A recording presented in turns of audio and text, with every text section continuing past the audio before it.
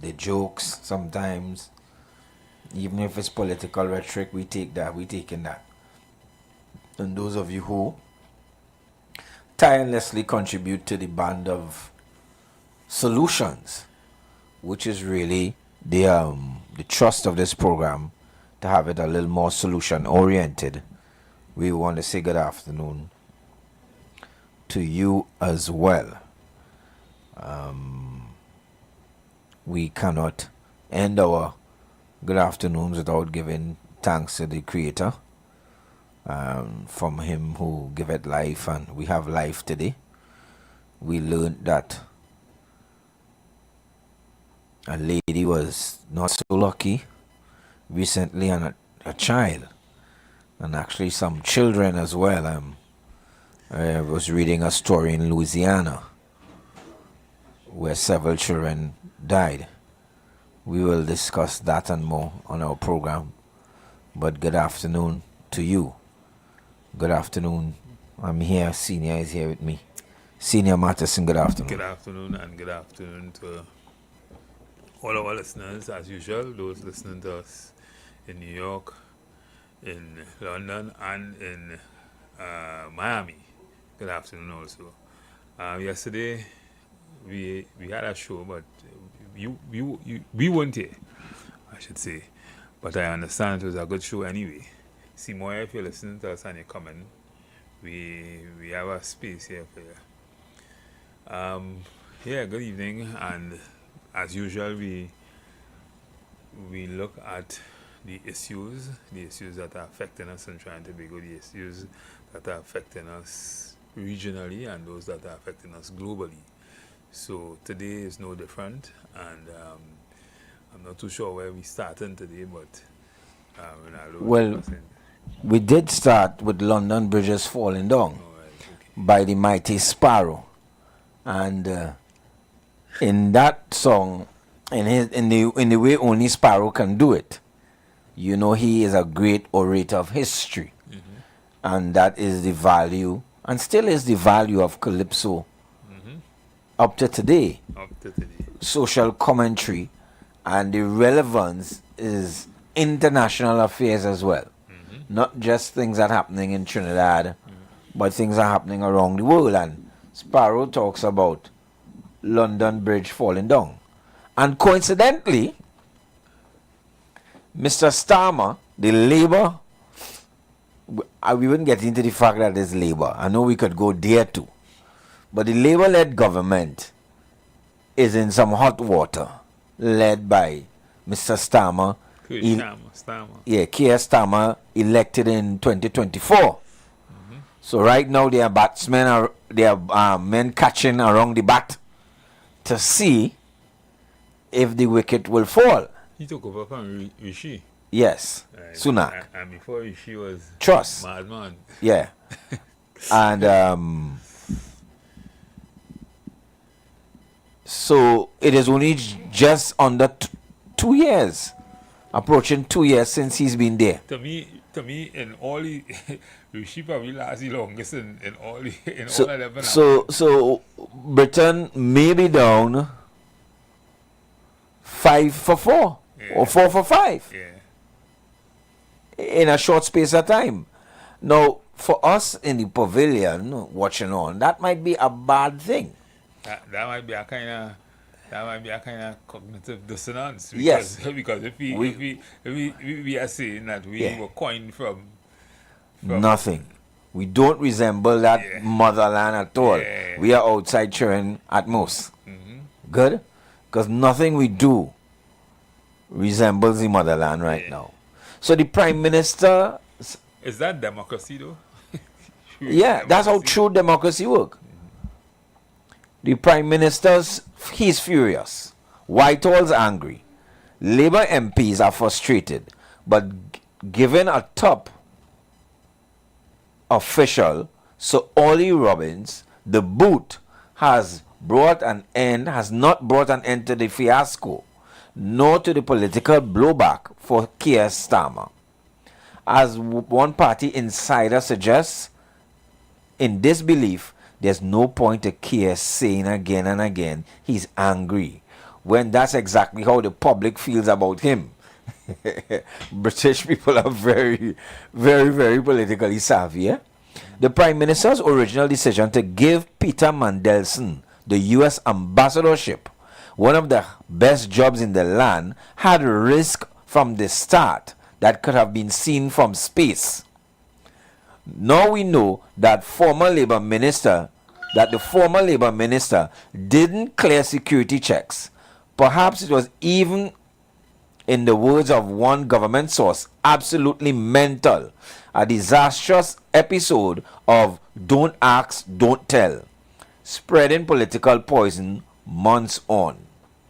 First, you have to understand, I'm afraid, the labyrinth of Whitehall's process. As we revealed in September, number 10, which is the British government, the Prime Minister's residence, was warned about Peter Mandelson's links with the late sex offender Jeffrey Epstein before giving him the job. Those warnings were in the first government report that checked out the Labour's peers' background, produced by Cabinet Office Propriety Department.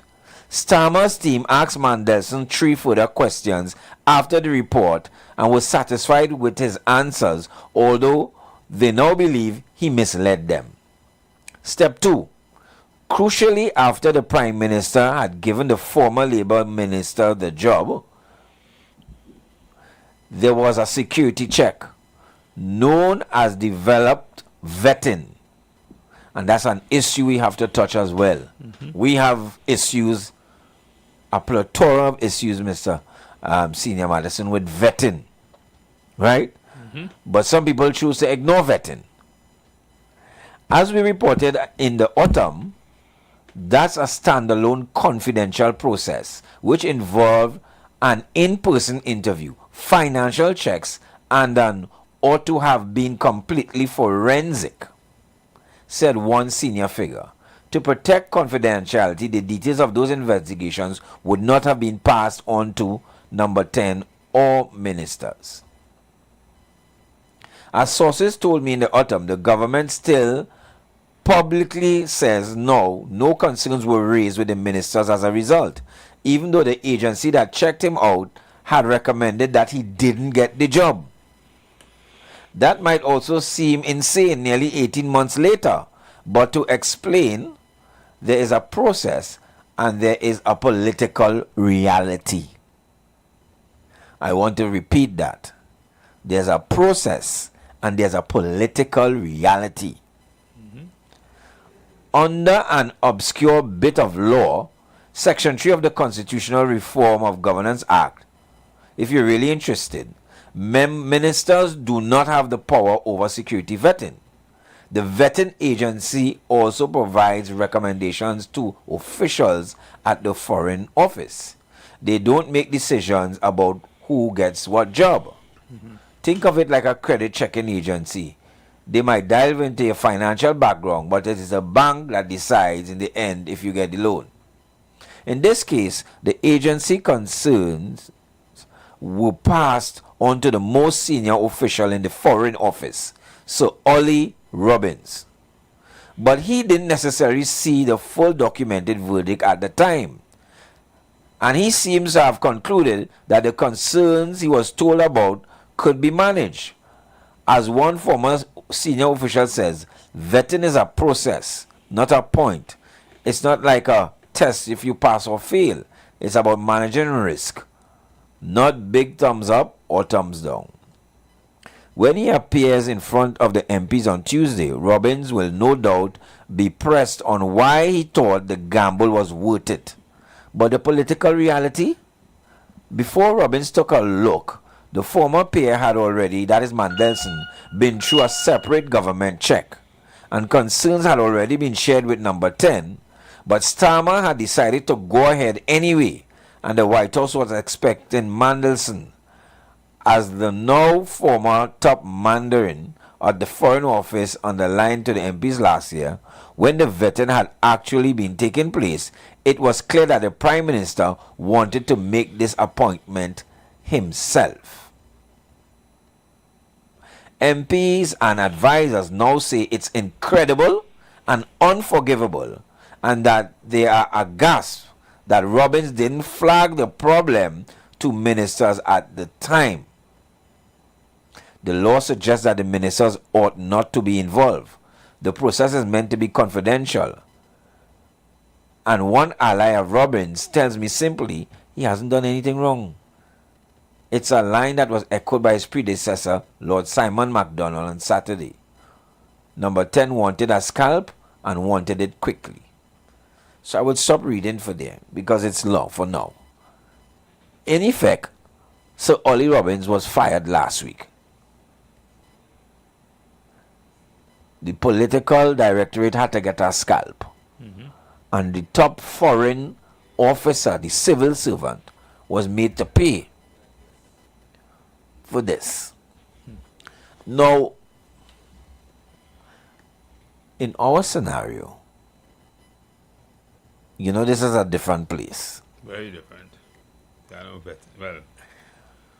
Well, I wouldn't say there are no vetting, but Let's take that vetting question. Do we have serious vetting well, for office holders? Do you get that impression?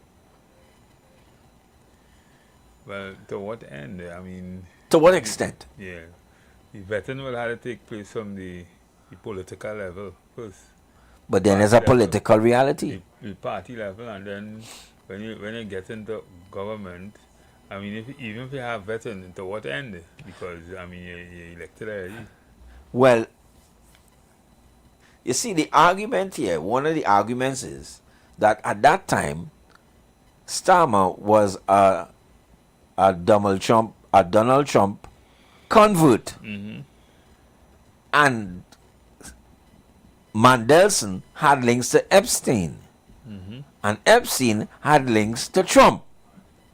So it was almost a foregone conclusion, which is what the British journalist is trying to paint, that Mandelson was getting the job. And Starmer was the most proud person at that time to appoint him. You know, you go in the White House expecting you, etc., etc. Vetting or no vetting, I giving Mr. Trump what he wants. Or I'm giving the White House what they want. Let me forget all our vetting. Let me forget that all that. No, I raise this question and to put in our local context. The thing is, the people, they under, you see what Selvon is be talking about? The people, in that grandfather democracy, the people have a more fundamental understanding of their power, and the politician respects it, because for them, not respecting it will also be a fundamental flaw in the system. And it somehow feels that when the British press, the public and journalists hold on to you, it's like a pumpek holding on to your pants foot. They don't let go. Yeah. Because people are amazed that this issue didn't die. Because it's been long in the media. But the search and the questions linger on. When you bowl in line and link, after a while the batsman get frustrated. Especially if he can't score a run. And he tend to either go with a LBW or get caught out in the slips because he's frustrated. Because your bowling is on point. He can't make a move, he can't swing, he can't freeze arms. And that is what they're doing to Keir Starmer here. That is also part of democracy. Responsible opposition. Responsible media. Asking all the hard questions and probing all the right responses. So, You think is any different from what exists in the US? Because to me, I think it's much different in the US than, well, I mean, Britain is a much older democracy, but to me it's much different from what exists in the US, and certainly much different from what exists in Trinidad. Well, in my little understanding of the political systems, the presidential system in the US gives the US president a lot more autonomy than a prime minister. A lot more autonomy.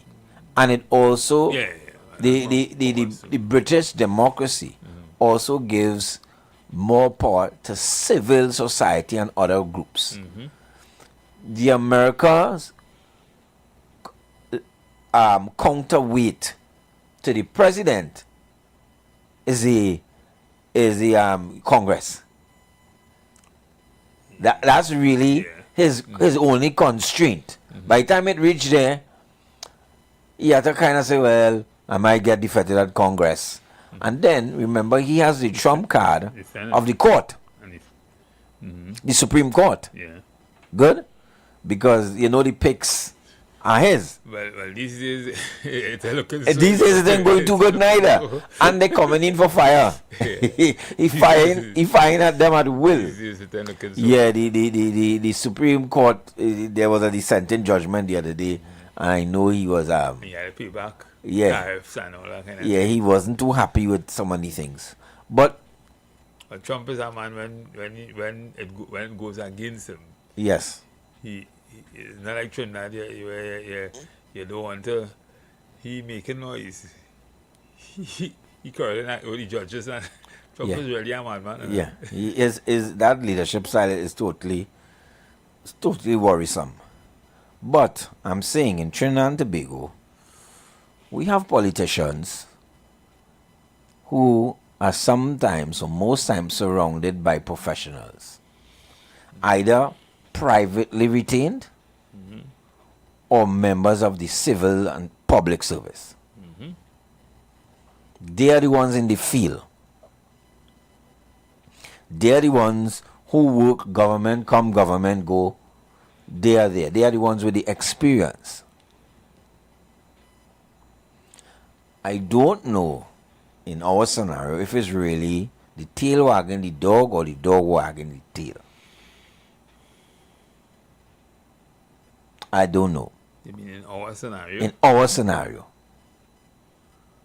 In these other places I have seen where no, the dog always in control. the dog is in control. Always. You could be who? No matter what. You could be the queen. You could be the queen. They call it maximum leadership. Correct. If I in charge of this little gate, and this little gate say you have to have your pass to pass, you can't say you're the queen, I command you. It doesn't work like that.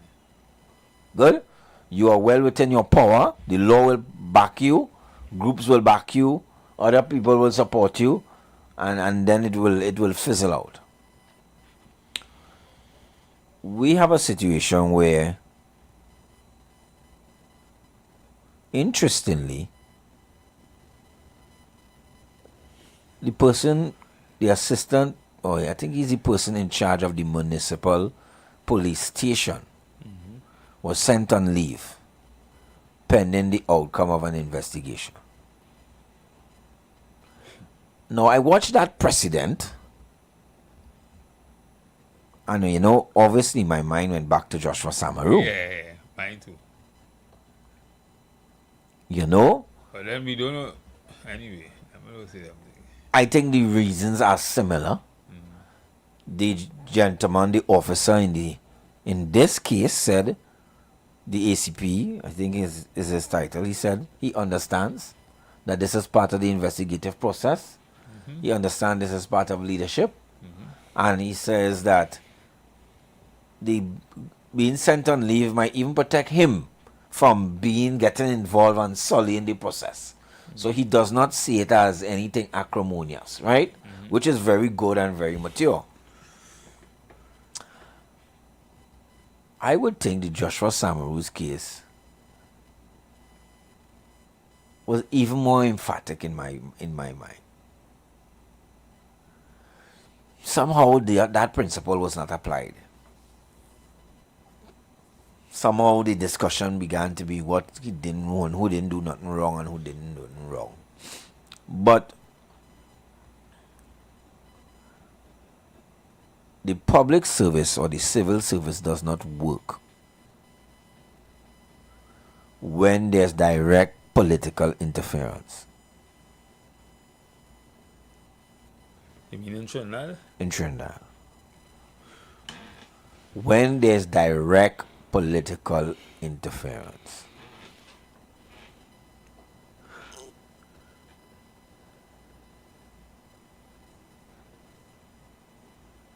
What you would consider direct political interference that would make it not work? Because, if in theory you've insulated the political directorate from the functionaries of government through the service commissions,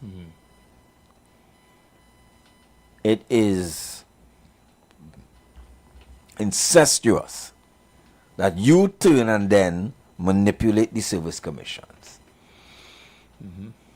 Either by starving them of resources, keeping them on contract, because you had to renew it. Good? So you see that fella there who had to get promoted? Send he on leave. Promote the one after he. That is we pick. Now we know in theory that the government is not supposed to have a direct hand in these things because they are different. There's police service commission, teaching service commission.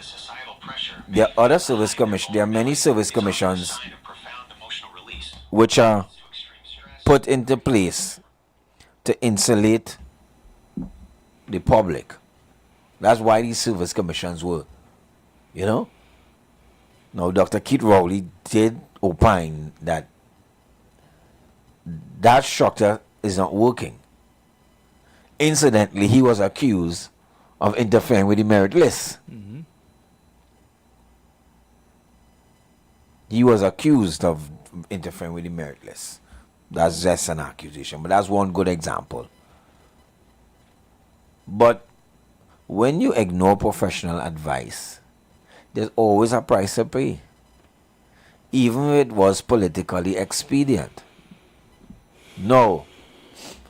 If Keir Starmer were living here, he would get away with that excuse that he was misled. But they have fired Ollie Robbins, and still, I don't know if you watch when you get time, you must watch what happened in the House of Commons with Keir Starmer. They said it was like a boxing match with him on the ropes, 12 rounds. He was not forgiven at all. And as a matter of fact, that has brought about the discussion as to whether or not he would last. Because looking at it now, there was no excuse.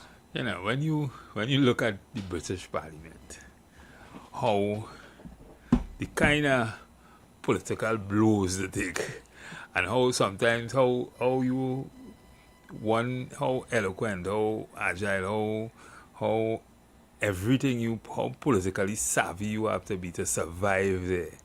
You wonder if a Trinidad politician in any way could make it on the floor there. It's like savagery sometimes. They don't take excuses, You feel, if he feel fine, Ollie Robinson, will I help him? Because, the crowd say, we want in the pantheon. You have to give me something, oh king. Send out somebody, let the lion eat them up. Good? And we go clap. Because the crowd plays into that too. Trinidad, that has happened. Right true. Right true. Politicians here throw people in the crowd. Throw them in the den. Or what they want. All you want to see blood? We go throw somebody. Blame me. And all of a sudden you hear this is this person and that person didn't do what they do and whatever while they run away with the cheese. They are not leaving Keir Starmer. They're not leaving him alone. It is not going anywhere. As a matter of fact, men started gather around, men put on the helmet and started gather around the bat.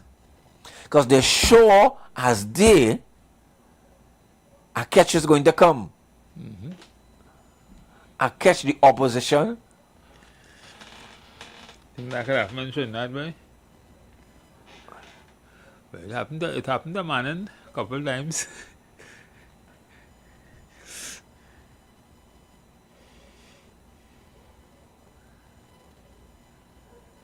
And some may even say any later after it happened to Rowley, he ended up jumping out at the exchange.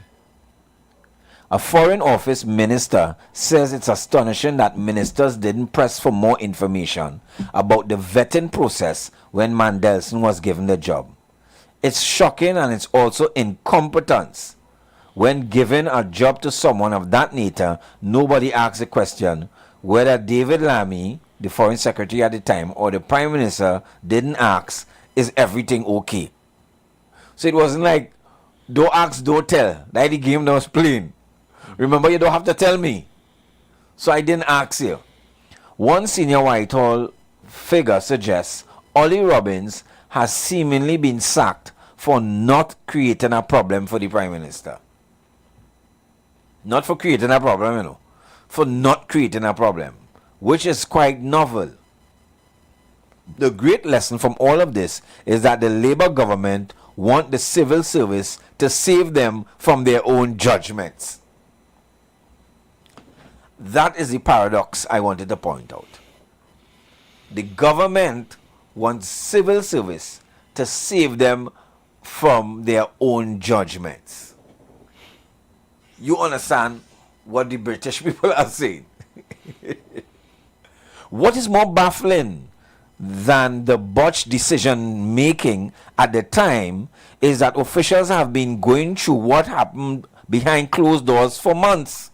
The Prime Minister has repeatedly promised everything is being poured over, with countless earnest statements about how no stone will be unturned. We say that here too. We say that too. We say that with the Commission of Inquiries.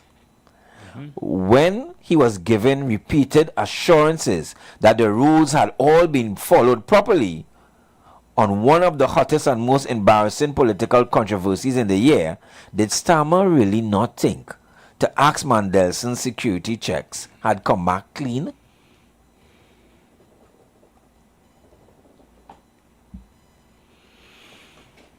If you're feeling charitable, he, of course, is a pretty busy man. But then, if you're feeling charitable, if you want to make an excuse for the Prime Minister, you could say he was busy. But then, did no one in his team think to ask that pretty basic question during the many months when the government had been under the cosh over giving Mandelson the job? It is not until the past few weeks that the vetting decisions seem to have been uncovered. And it was the work of journalists, not the promised transparency from the ministers, that brought it to light.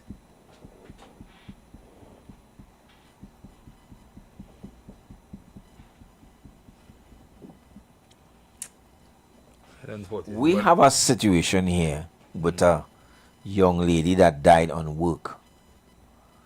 And this, too, maybe we need to get Sherlock Holmes involved. Maybe we had to get Sherlock Holmes, because I don't know if you're reading that the number of guns disappeared or accounted for keeps changing. And that tells me you could only logically deduce that they don't know exactly how many arms were in the station. Well, the thing is, there could be many reasons why that in particular could happen. And that is, if you had a lodge a fireman at a station because you're traveling or whatever, and that system isn't done properly, or the books where you do that isn't readily available, or they didn't do a tally as to how much of those firearms lodged as opposed to what is supposed to be in the armory. But that's different. Those arms are not kept in the armory. Those don't count for police issued firearms. We're talking about the numbers moving from 62 to over 100. Wow. Guns missing. That's a big difference. How much you got back? 30 something. 38. So apart from the 21 they got back the first time, 23 or whatever they got back. Apparently. Okay. Those are not things. So guns must be sell like hot bread that same night. How much guns was really in the station? This is turning into a quagmire of who is responsible for what and who know what. If we can't, from the onset, tell how many guns were in the station, it tells me we don't know the size of the problem. We're hoping it is not bigger than we thought. At least somebody did the responsible thing. People were sent home. Well, that is good practice. And that is what the public and others have been advocating for across the board. We instead of lock them up. There's due diligence. But then a comparison was made a few days ago with two different kind of police. So we don't know if that only applies to municipal we don't know police. If that's the case. We don't know the law that pertains to municipal police. But we don't know if it's a law. I mean, that's a natural practice. But any employer have that in the arsenal. That is as something to do to move not the aggrieved, but the party that is accused of something of the scene. So why the hesitation in this case? If the argument is that you move the ACP, so there will be no tampering with the process. He agree, movement, send me home. I don't want my name involved. That is the same man who asked to come on when the Commissioner of Police and the Minister of Homeland Security was given the first briefing, right? Yeah. Let me take one call. Oh gosh, I missed the caller. Caller, you can call back. We didn't ask a direct question, but I just maybe will try to give you. The ACP Sagram Singh sent on leave. Municipal Assistant Commissioner of Police Surendra Sagram Singh has been sent on immediate administrative leave as investigations intensify into the killing of a municipal police corporal and theft of firearms and ammunition. Well, yes, I've been sent on administrative leave for the course of the investigation, he told the Express. When asked if this was a regular occurrence during the course of an investigation, Sagram Singh said it was not. He added, but it happens at times, and when it happens, they explain that, all right, there would have been recommendations from somewhere, so I'm good with that. Asked about the reason for him being placed on leave, he said, because of the investigation ongoing and they wouldn't want me being around performing duties and to ensure transparency. Okay? Okay, Mr. Sagramsey? Well, you see someone else? No, I agree with him. Maybe we needed the same reasoning. But contacted the Minister of Rural Development and Local Government, Ms. Khadija Amin, confirmed that the ministry's acting permanent secretary had issued an administrative directive to Sagram Singh not to report for duty.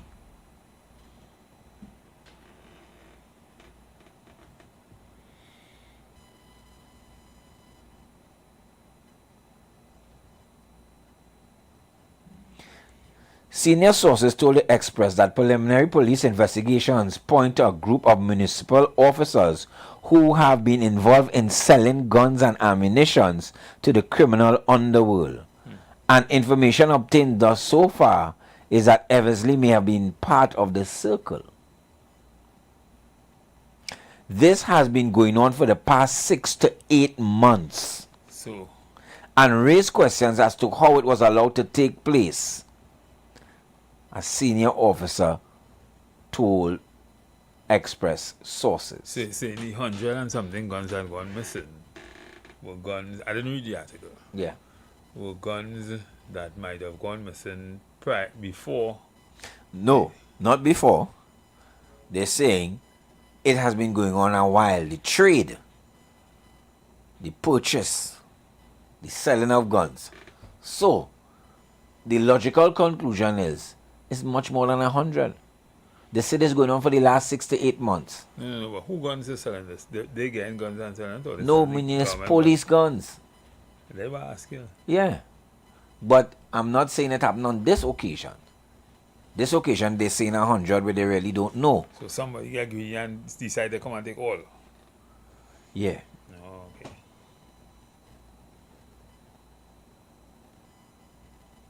In light of the foregoing, having regard to your position as Municipal Assistant Commissioner of the Police and Head of the Municipal Police Service, the Ministry considers it necessary in the public interest and to preserve the integrity of the ongoing investigations to issue the following administrative direction. That sounding good? That sounding real good? This is precedent, yeah? When does this apply and when it doesn't apply? And who you do it for and who you don't do it for? Is this a standard? Is this a bar? Or this is an isolated because the crowd is calling out for blood in the pantheon. You throw this man in the ring? Like what you doing here? You're throwing him in the ring? God, listen, if them people see nobody suspended, it go a riot in Trinidad. We have to send home somebody. K.S. Starmer fired Ollie Robinson. The British people want blood. We have to get them somebody. So I know, you know, I keep me late. I'm trying to figure out where you're going with this. So you see, this, he was a low-hanging fruit. Well, apparently, because public interest, integrity only applies to him. This song like a nice letter. You know much things we had in Trinidad where people could have been getting letter like this? And they walking wrong? Innocent until proven guilty. You can't just accuse somebody. Those are the things we hear in their defense. But somehow, these Greeks in this pantheon say, you see that? We don't get out with Samaru. You better give me somebody for them lion to tear up.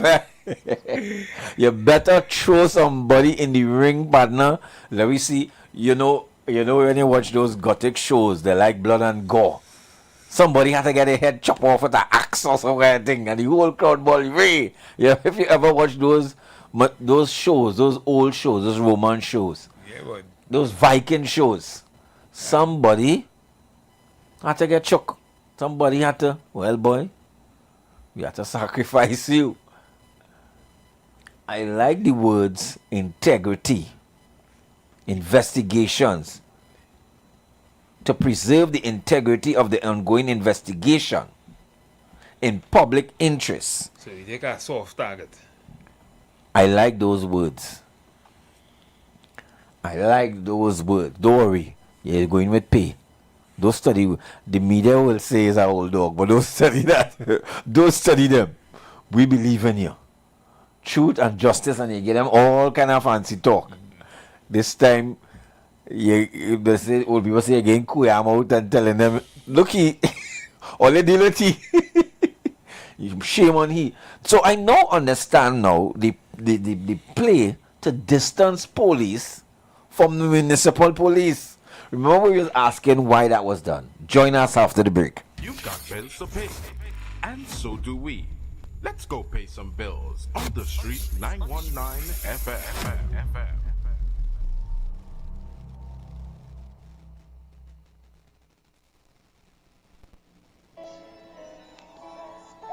Peace of God be multiplied unto you in the precious name of our Lord and Savior Jesus Christ. This is Redemption Hour, a gospel program where God will reveal His mind to you on how to live a fulfilled life and to please Him in all areas. Join Pastor Femi Afolabi, the National Overseer of Deeper Christian Life Ministry, Trinidad and Tobago, and other seasoned ministers for a time of divine encounter as they minister and pray for you every Saturday by 9 o'clock in the morning of this station, Street FM 91.9. Our church is Deeper Life Bible Church, number 1 Cochrane Street, opposite Tunapuna Police Station, Tunapuna. The times of our services are as follows: Sunday worship service, 9 a.m., Monday Bible study, 6 p.m., Thursday revival hour, 6 p.m. The Redemption Hour is a life-changing moment you cannot afford to miss. For special prayer or counseling, contact Pastor Femi Afolabi on 778-9933. God bless you as you listen to this program. Jesus is Lord.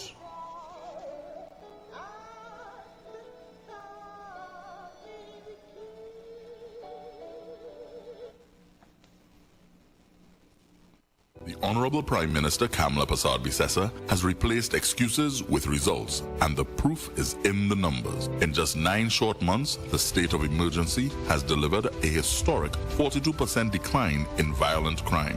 The murder rate has fallen from a horrific 623 murders in 2024 under the PNM to 369 lives lost in 2025. We are taking a holistic approach to crime with stronger border security, intelligence-based policing, and a police presence in schools. Things are changing, commitments are being fulfilled, and brighter days are ahead. This Saturday, we report to you on the progress we have made and the way forward. Join us at the Couva South Hall car park. Registration of delegates begins at 1 p.m. 37 years strong, working for you, delivering for our nation. We are the United National Congress. That was a paid political announcement. On April 25th, gather around Team UNC for speeches on the state of the nation, including Prime Minister KPB 2.0. The people of our country can be assured that assets that belong to them are now being managed in a manner to bring the greatest returns to our country and our citizens. 37 years of party, 1 year in government. Congress 26 from the Couva South Hall car park, Saturday, April 25th at 2 p.m. Live coverage on this station and all streaming platforms. Better days are coming. Better days ahead. What are you doing? Big D, big fun, KFC, so we dig on the ground. The big nation, cause they don't know we were the crown. Say what you want, KFC, so we lead in front. We are big nation, TNT and KFC, one motion. Come to KFC, let we hold our vibe, and let we join together, because KFC is life. It's a big D. Say what you want, KFC, so we lead in front. We are big nation, TNT and KFC, one motion. Blessings in the wonderful name of our Lord and Savior Jesus Christ. You are invited to listen to the Final Hour broadcast heard every Monday from 11 p.m. to 5 a.m. in the morning on the Street 919 FM. Hear my mom, Pastor Helen Garcia, and myself, Pastor Valentine Garcia Jr., preach the Word of God to the elderly, youth, and children. We can be contacted at 629-0113 or 623-8444. The church is located at 26 Prince Street in Port of Spain. We look forward to you joining us. God bless you. As my life I lay it on the altar, as my life. TechFlex TT Limited, the #1 computer store in Trinidad and Tobago, has all your tech needs. We have the latest computers, powerful MacBooks, and affordable Chromebooks for school and work, providing new and refurbished options to suit everyone's budget. Also, we carry a variety of printer options and ink solutions for your home and office needs. Need repairs done? Our experienced technicians can solve your tech problems. Visit us now at any of our 2 locations, Wilson Road, Scarborough, next to Royal Castle, or Penco Street, Montrose, Chaguanas. Call 235-4919 for more info. TechFlex TT Limited. Affordable tech. Exceptional service. Midweek, we got you. Sandwich Wednesdays, 2 KFC sandwiches for just $50. Double the crunch, double the flavor, double the value. Why settle? It must be KFC. Order now. Follow KFC Trinidad and Tobago WhatsApp channel for all the deals. It's a whole lot of flavor wrapped up in a twist. Some of them try to rap, but they don't rap like this. With crispy KFC tenders and lettuce and carrots and shredded tortilla embedded, perfect wherever you headed. Dripping with that creamy mayo and that mambo sauce. Let me tell them one more time to get my point across. It's a craveable, crunchable, movable, functional, flavorful meal that your taste buds must endorse. KFC crunch twist, crunch twist. None of them, they don't make it like this. Introducing KFC's Crunch Twist, a flavorful wrap with a delicious difference for just $29.95. KFC, it's finger-licking good. Share the live. Share the live. The Street 919 FM on Facebook and Instagram. Share the live. Iowa George on Instagram. Share the live. Iowa TV and Street TV on YouTube. Share the live. The Street 919 FM. Sources have told the Express the depth of the police probe into the killing of municipal police acting corporal Anushka Eversley is far-reaching and also points to the municipal police officers falsifying station records to cover up stolen items. The Express was told police are investigating the claim that Eversley was a key figure in these illegal activities and regularly brought men to the station, including a fellow municipal officer who is a suspect in her killing.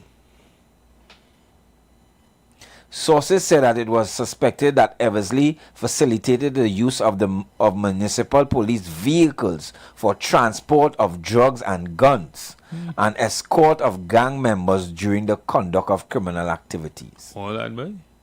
There are further allegations that Eversley and the suspects stole firearms and ammunition from the charge room in small numbers, sold them, and split the money. However, police are probing information that she was killed after a dispute whereby she insisted the theft continue on a small scale, but the suspect demanded that they steal all.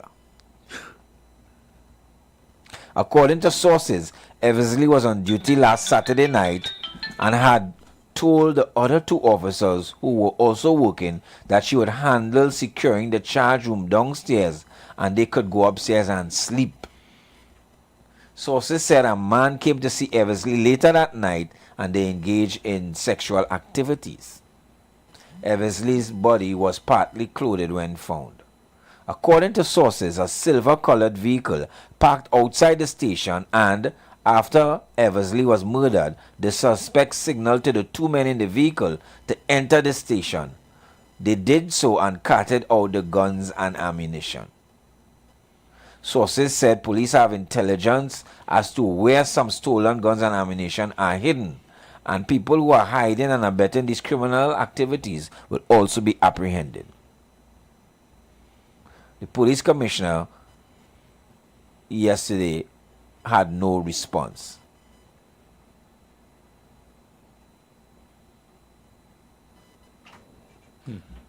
And the story gets deeper that's unfortunate. and deeper. There's so much to unpack there. Wow. Now, all of this does not negate the fact that there was a murder. Because it's still a murder. Yeah, I mean, it's a murder. However, the public now may, when I'm saying may, view the incident in a different light. But again, I go back to who we have as police officers. Right? Whether it's in the municipal police force or in the police service in general. All of them wear the same uniform, all of them seen as police anyway. But you are gangsters recruited as police officers. That is what we've seen here.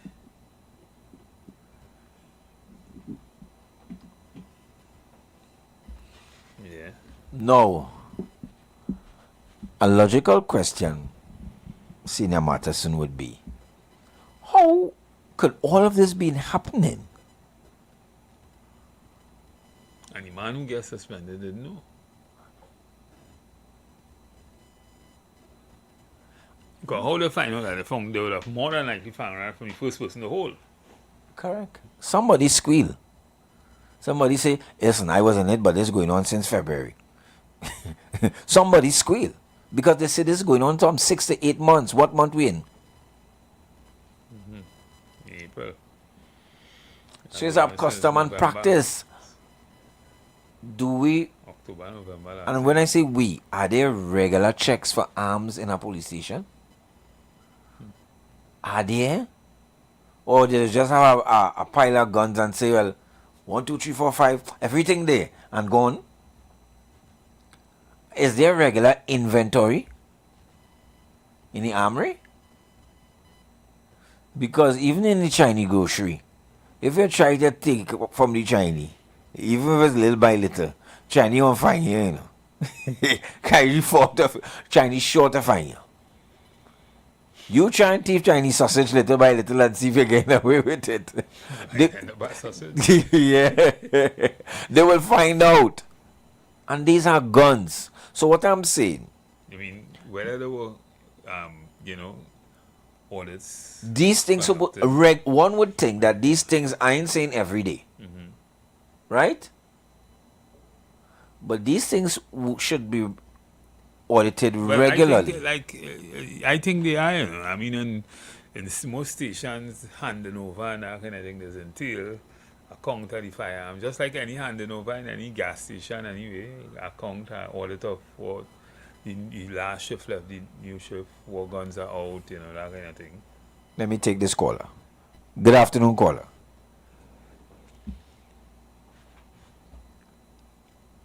Good afternoon. Good afternoon, umpires. Yes, good afternoon. You want to tell me, the two of you all are sitting there speaking to a nation, and in this day and age, a police station could be robbed, things could happen without a signal. I know an ordinary family, just a cat passed by their dog. It's recorded, and everybody who has a phone, and that's an ordinary household. A cat pass, but it is tuned in to anything that pass. So therefore, in the police station, if a cat fight was going on, if a dog come in, it's supposed to be signaled. You're supposed to all police stations, hey, that police station is being tampered by a dog or whatever. You're going to tell me a nation listening to people speaking about guns, people being murdered in a station and not a twinkle, not a bell? I know a child, when his telephone rings, it answers in his father's car, wherever the father is. And this is ordinary people. These are ordinary people. They're not holding down our country. So what are you trying to tell me? That our security is not secure? They don't know anything, then what it is? They're sleeping? I just can't believe that's umpire. I can't believe it.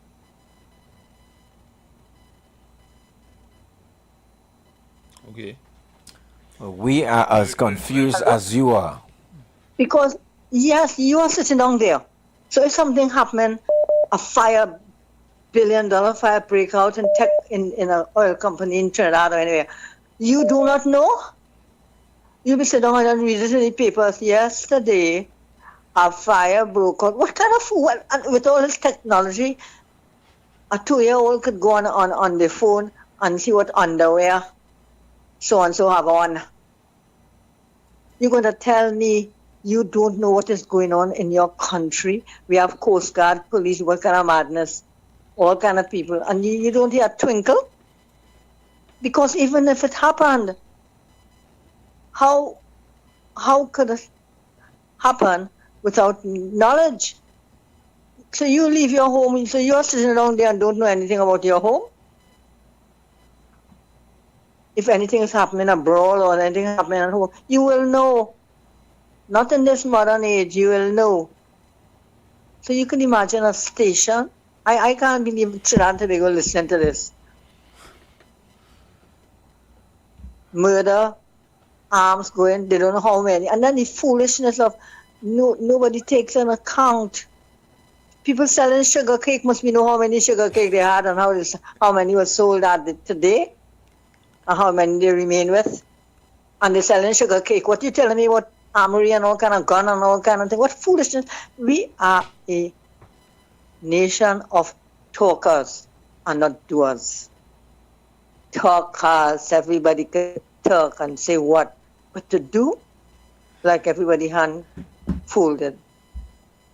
I'm sorry, this is sounding so ridiculous. So, umpire, that's my little version. Thanks, caller. Thanks very much. But it's not so easy. I mean, well, listen, all over the system you have flaws with, well, what you might call flaws, because sometimes you don't expect that crime will take place in that kind of way. And but you should have some kind of system for accountability. And I'm almost sure that our police station will have some kind of system for accountability. Good afternoon, caller. Good afternoon, gentlemen, and good afternoon to your listeners. You know, everything about the situation continues to be more troubling as the days go by. Mr. Roberts, every time there is a change in the person who is looking over those items, there is supposed to be a check to make sure that what you're actually signing for is what you're actually receiving. The thing is, we haven't reached halftime yet, and we have to endure this full 90 minutes. Politicians across the board are fully aware of all the shortcomings within the police service, yet still they have done nothing with their time in Parliament to ensure that better comes out from the TTPS by way of implementing simple things as mandatory wearing of body cams with penalties attached. You see, in the report, the officers went as far as to put tape on some of the cameras in the building, not so, right? Yes. Right. So all these things, an officer who swore on oath and is engaging in these type of actions, not only committing an offense, but trying to cover up the action. There are supposed to be outright penalties for these kind of things. And the thing is, not only is the politicians not putting anything in place to keep the police in check, but the people that they select to lead the police service, especially at this time, doesn't seem to want to keep the police in check either. And we can come to that conclusion because of how Mr. Guevara continues to treat with certain scenarios. Right? You can't say that you're fighting crime if you're not fighting the crime that exists right under your wings. You will always continue to be facing an uphill battle. And you see, it ain't easy, you know. This man, every chance he gets, in a battle with Mr. Griffith. But what you have done equates to the same thing that Mr. Griffith had done when he suggested that officers were trying to secure politicians' name when we were seen on footage is the last thing they're committing by taking items, pushing it down in their trousers, pushing it in the jackets that they have on. That is nowhere in any way in the world the teacher to secure evidence in that manner. It was our intention to permanently deprive somebody of those items that they took up. But the head of the service offers some narrative very distant from what is on the footage. Gary is guilty of it. Guevara is guilty of it. And just that alone says a lot. You are not interested in fixing the problems inside the police service. So how much success can you get to fix the problems out here in society? You're vexed with people and saying people pushing some fear narrative on social media. But if this policewoman wasn't even safe in the station, how safe do you want the civilians to feel? Some people don't even have a butter knife to defend themselves. It's not easy in this place, it's not easy. And many of us, continue to be consumed by what they put in front of us to see and not seeing the whole picture. Once people want power, we need to demand more from them. It have certain errors that ought not to be making. Well, it's not errors, it's intentional mistakes. Intentional action, sorry. Well, kind sir, Mr. Sagram Singh was put on leave because it was deemed that matter is in public interest and to preserve the integrity of the investigation. I know you know another incident where you wanted the same thing. Well, that's what I'm saying. They don't see the inconsistency of them and how they treat with things as an issue. We are just supposed to accept whatever decision they take at any time, even if they take a decision that was contrary last week. I don't know if they are reading a book from Donald Trump, so it's just flip-flopping as you go along. But, something is definitely wrong, and unless we have people who are critical thinkers and actually want the best for this country and are not selfish, end up in certain positions, the top will continue to spin in the mud. Because all of this was going on with the PAAC or whatever it is. Are we going to see any redress in terms of person facing a consequence for the actions that they took? Mr. Faris Alwari has nothing to say on the matter. And is hiding behind attorney, whatever privilege.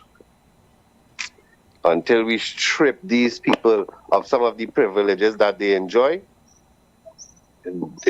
only that time we might be able to head in the direction that we need to head to as a nation. Because right now, we are going nowhere and we are going there very quickly. Very, very, very, very quickly.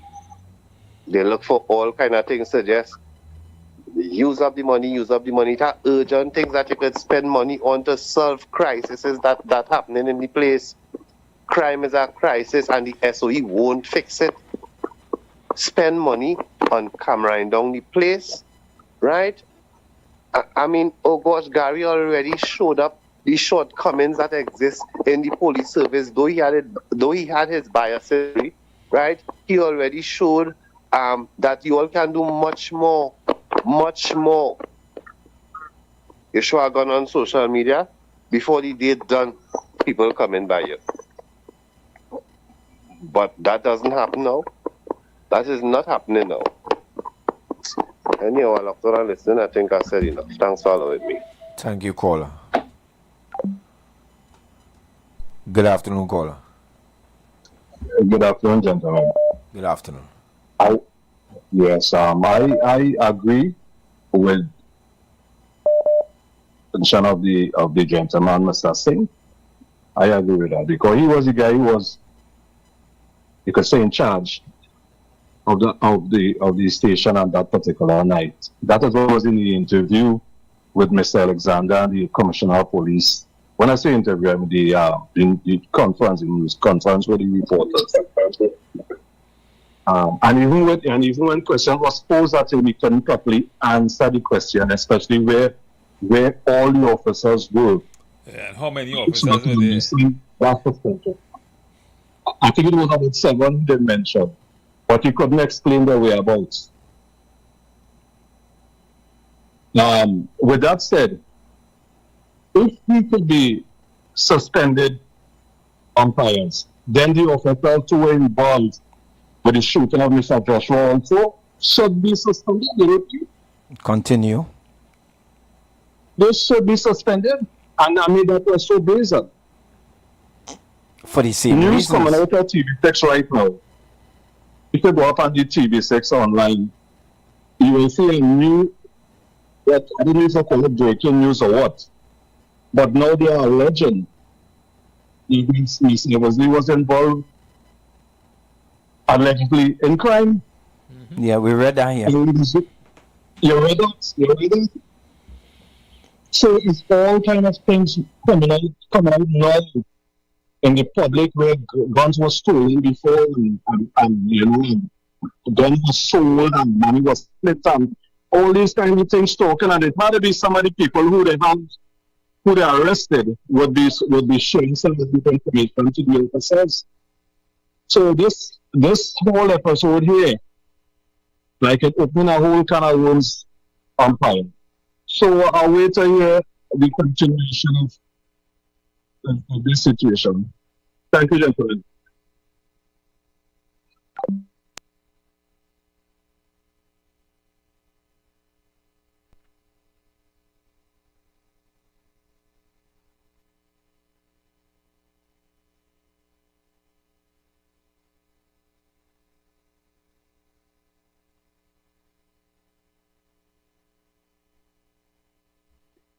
I think I'm working. Caller, good evening.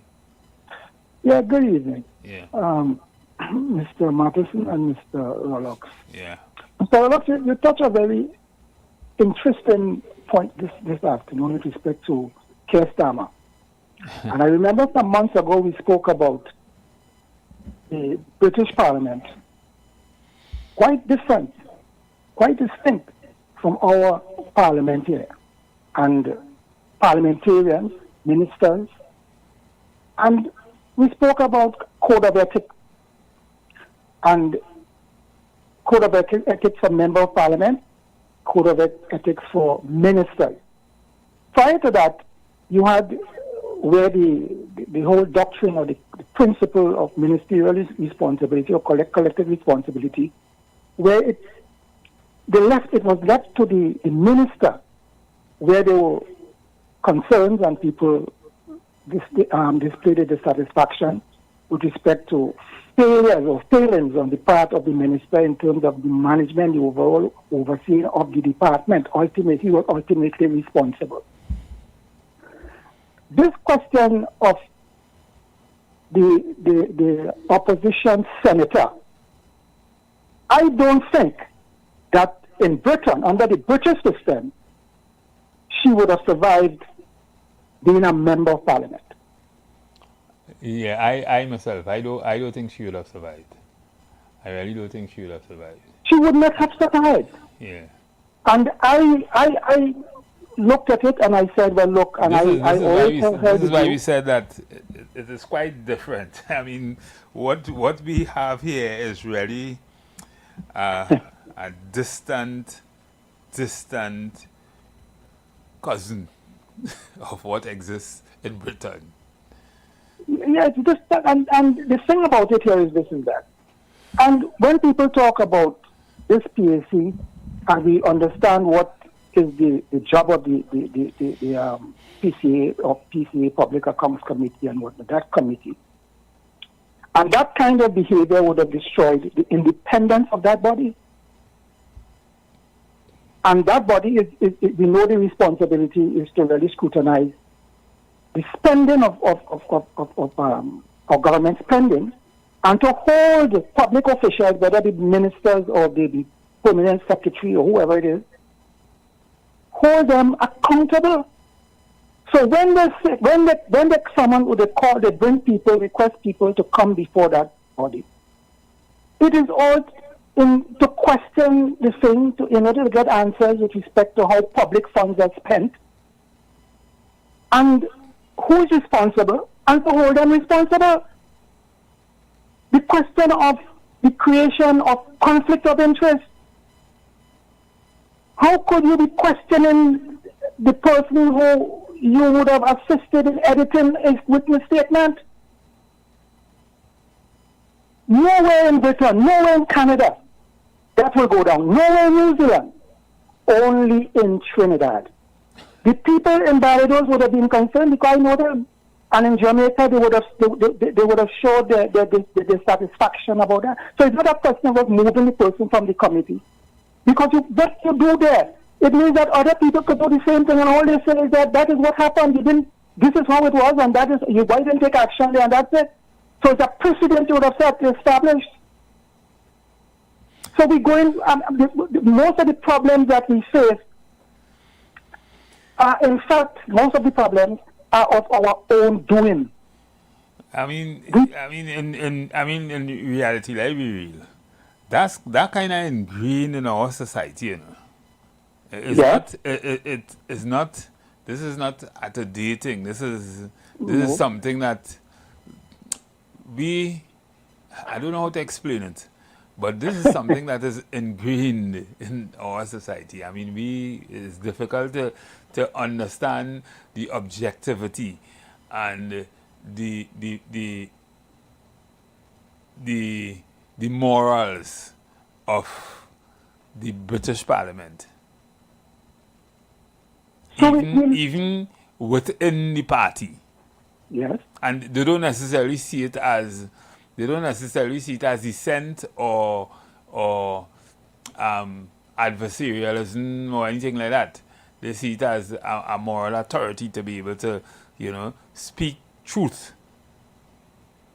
Well, the thing about it would have, in essence, breached the whole question of parliamentary ethics and norms. No, I'm talking about, you talking about the situation here. I'm talking about what happened in Britain. With Starmer. Yeah, with Starmer. So, but you're correct. You are correct. What is happening here is just a breach of all the ethics, everything that... All the ethics. And the other thing about it, we talk about it weakens accountability, right? So we have, you see the many negatives that would flow from that kind of behavior. And I am saying that some people in this country are quite willing to tolerate that. They're happy with that. And they say, well, all right, the opposition leader would have done a very good job. And they're satisfied with that. But I am saying that look down the road and you'll see what you'll reap. You'll reap the whirlwind as to that kind of treatment of matters that I think should be dealt with more seriously. And you're correct again. You're correct again. So as a matter of fact, we have been reaping it. Yeah. Because it's not now this happening. It's happening a while now. I don't know. This would in fact mean that we should hasten to come up like Britain and put in place code of ethics for members of parliament and ministers. I won't go more into that, but I just want to touch slightly on this matter in San Fernando there with this. The fact remains is that one of the major issues I think there is that previously, I don't know if it's 5 or 10 years or before, that municipal corporation or those people, they fell under the police commissioner as far as it was reported. And somebody in their wisdom take it and put it within this, because you read, I think Mr. Rollock's note where the minister is saying that the permanent secretary told him not to report for duty that disagrees him. Mm-hmm. But based on what, I don't want to prejudge anything, but based on what is in the public domain, it appears to me that place has been poorly managed, poorly run.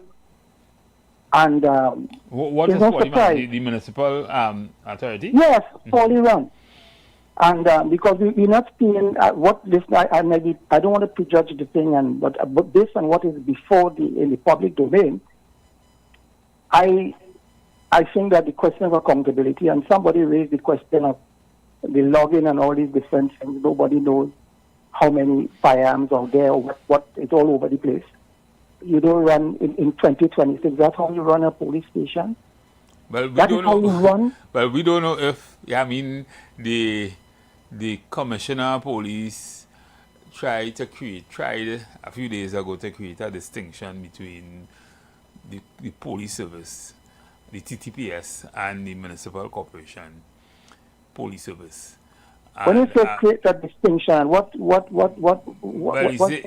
He was simply saying it's different, and he was saying that it was different in light of when you consider what happened in a police station, and I just know I'm saying that we don't know that to be so, because in the first place they look the same.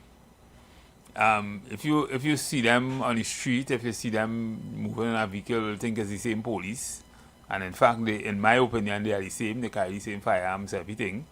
They have the same power to arrest. Only one may have more power in a particular domain. But the thing is,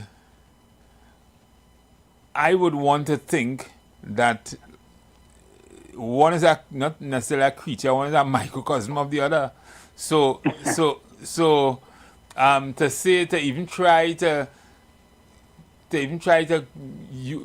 create a distinction, I think is a fallacy. Yeah, but you see where as I said, I don't want to prejudge anything, and the jury is still out in terms of those who are collecting the information, gathering the evidence and whatnot, information, taking witness statements and all that, and eventually the true, actually what happened, the truth as to what actually happened will come out. But what the issue here is that I'm dealing with is that it appears to me that the police, that police establishment, were taken away from under the control of the police commissioner. Right. And Ferguson under local government. Because if you go to Port of Spain, I think Port of Spain, you have a ASP, it used to be before, I think, a sergeant or whoever it is, an inspector. That's the rank, and they were in charge of that city police. This is distinct from the regular police, those are the national police. But yeah, to the person who looking, what I'm saying is, and you're correct with everything. I mean, it is different, in that it has a different probably structure. Probably they don't really look different to the normal ordinary citizen who looking at them. They will think they are the same. They have a different management system. They are managed by a ministry and that kind of thing. So they might be. You could be classify them as proprietary security, like WASA or something like that. But they have AMRI and all that kind of thing, just like the police service. And I would want to think their stations are, while smaller for good reasons, they are not a police station per se, but they should have some kind of management and accountability system to manage the firearms and to prevent this kind of thing from happening. I mean, it's firearms you have. I agree with you, but I don't know if I'm probably on board. What I'm saying here is this: is that I believe that that is where the distinction comes in, or that's the main issue. Mm-hmm. If in fact that police, the municipal police, was under the direct control, right, and management or administration of the national police, the police commissioner being responsible, right? Yeah. Would we have had better scrutiny? We don't know. We don't know. We don't know, because the problem here was that a police station or a outpost or whatever was breached, right? Yeah, but what I'm saying, if you we don't know if it was a police station, if the same thing could have happened, because I know. Yes, well, we accept that, but what I'm saying here is this: is that what is likely to yes, it could be breached, but we wait. As I said, we wait, and I agree with you that we wait on the reports, or in fact the information, or in fact the evidence coming out from in terms of the investigation by the police to be conclusive as to what actually took place. But I mean, I may be speculating, And this is what I'm saying. But we got a little more information today from the news, right? Before, when they had first reported the matter, a lot of things were unknown. So we know a little more now, and we could probably kind of like analyze what happened. But if I were to envision from what I read, what we just read there, what could have happened, that resembles one of those outpost police station like in Matlot and them kind of places where you might have 6 and 7 police officers, 3 at any time. They have a dorm, they might be sleeping, and they might have one downstairs or that kind of thing. That's the kind of scenario we just read there. So therefore, in the heart of San Fernando, that's a second city. Right, yes. Right? In the heart of that is not in Beach, That is in the second city of Trinidad and Tobago. And I'm saying that, yes, I'm willing to wait until, the investigation is concluded and the facts are known. But I am saying that what the information that I have thus far, I've received and probably in the public domain, it suggests that place being poorly run. And the question of accountability is a serious issue. Yes. The question of staffing, the question of posting, the question of who is manning the strong room and all that kind of thing, and the question of logging and all these different things. And I agree, we agree with you with that, because, when you listened to the man who was supposed to be in charge at that station, the night when he was interviewed, what you heard is that, he wasn't too sure what was going on. He wasn't too sure how many of them should have been there, where they are exactly, how many of them was out, and they should have systems to log that or to know that from a glance. A senior officer walking in a station should know that from a glance. Well, all that, and then whether police officers make rounds during the night to see how things are progressing and all that, to see that everything is in order. So he checks everything. You go in there probably at 8 o'clock, 9 o'clock. Or probably early in the morning, 2 o'clock. You make rounds there to see that everything is. So that place seems to be, poorly run. And I'm saying all I wait is for the report or the findings of the police in terms of the investigation. But as it stands now, the person who is in charge of running that place is Sagranson. He's the man in charge. He's the man on the hot seat, and he would have to account for the overall management of that facility. And you see, somebody, and that is always my tug. I have this tug with Senior Matteson all the time, because he is a firm believer in performance appraisal and those performance tools. But my sense and my experience tells me that only works as applied to lower level people. Yeah. Because the people who supervise, the people who are in charge, the people who are always in meetings whole day, you can't get them, they're too busy, they're going here, there, and everywhere, are given a freebie. So it will always be the constable. It will always be the person, the private. But the officer or the officers in charge, middle management and management, get to make excuses. And we accept those excuses. These people in this station are supervised by someone.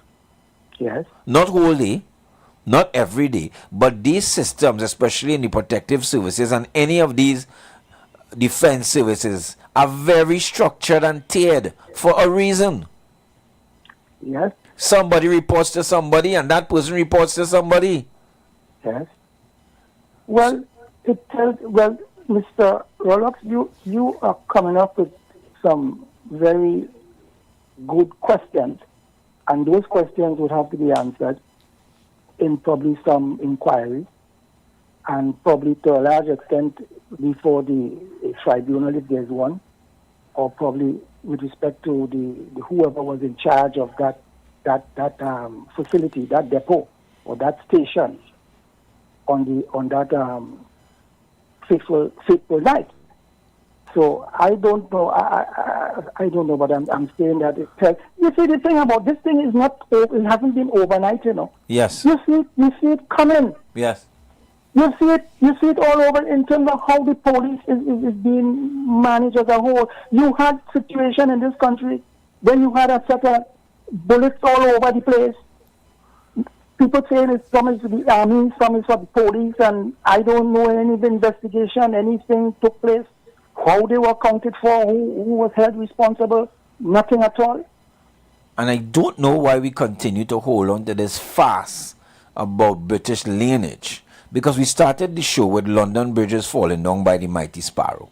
And we were examining the trouble that Keir Starmer has found himself in the wicket. Now, if you understand where the cords of responsibility lie, it's with the senior people.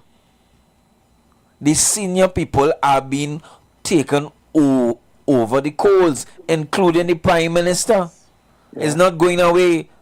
He fired the top foreign office civil servant, and still after that, after he sacrificed him, the British public still want more. They are not accepting that. They are not accepting any sacrifice. I think that, as I said, that one of the things with the British is that they do not two things they don't tolerate: bad behavior and poor performance. And they deal with it strictly or firmly. They're very brutal with that. You saw it with Liz Truss. You saw it with Boris Johnson. Yes. You saw it with Blair. You saw it with all these people. And even with Theresa May, they don't tolerate that. We accept anything. Once it's a party, I'm going down there. But the British people, yes, they have the allegiance or whatever it is to the party.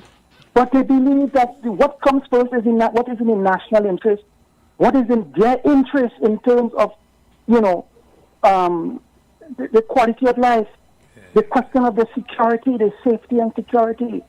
That comes first. And what I totally admire about them, and I find this to be totally first world, is that they have held on to convention. Yes. And in some cases, supersede law.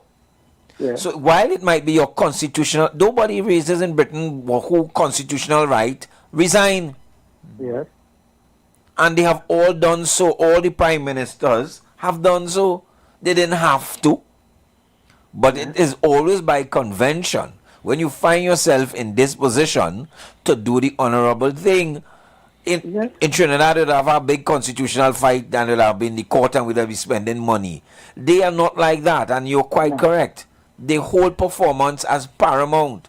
And if you can't perform, whether you're bad or good, it's not that you're bad, but you have to leave. Yeah. Leave us. We will get somebody else. So Canada is no different. Canada is no different. Correct. New Zealand is no different. You see it. And to some extent, if you look, and this is why they used to call, maybe for different reasons, they used to call Barbados England.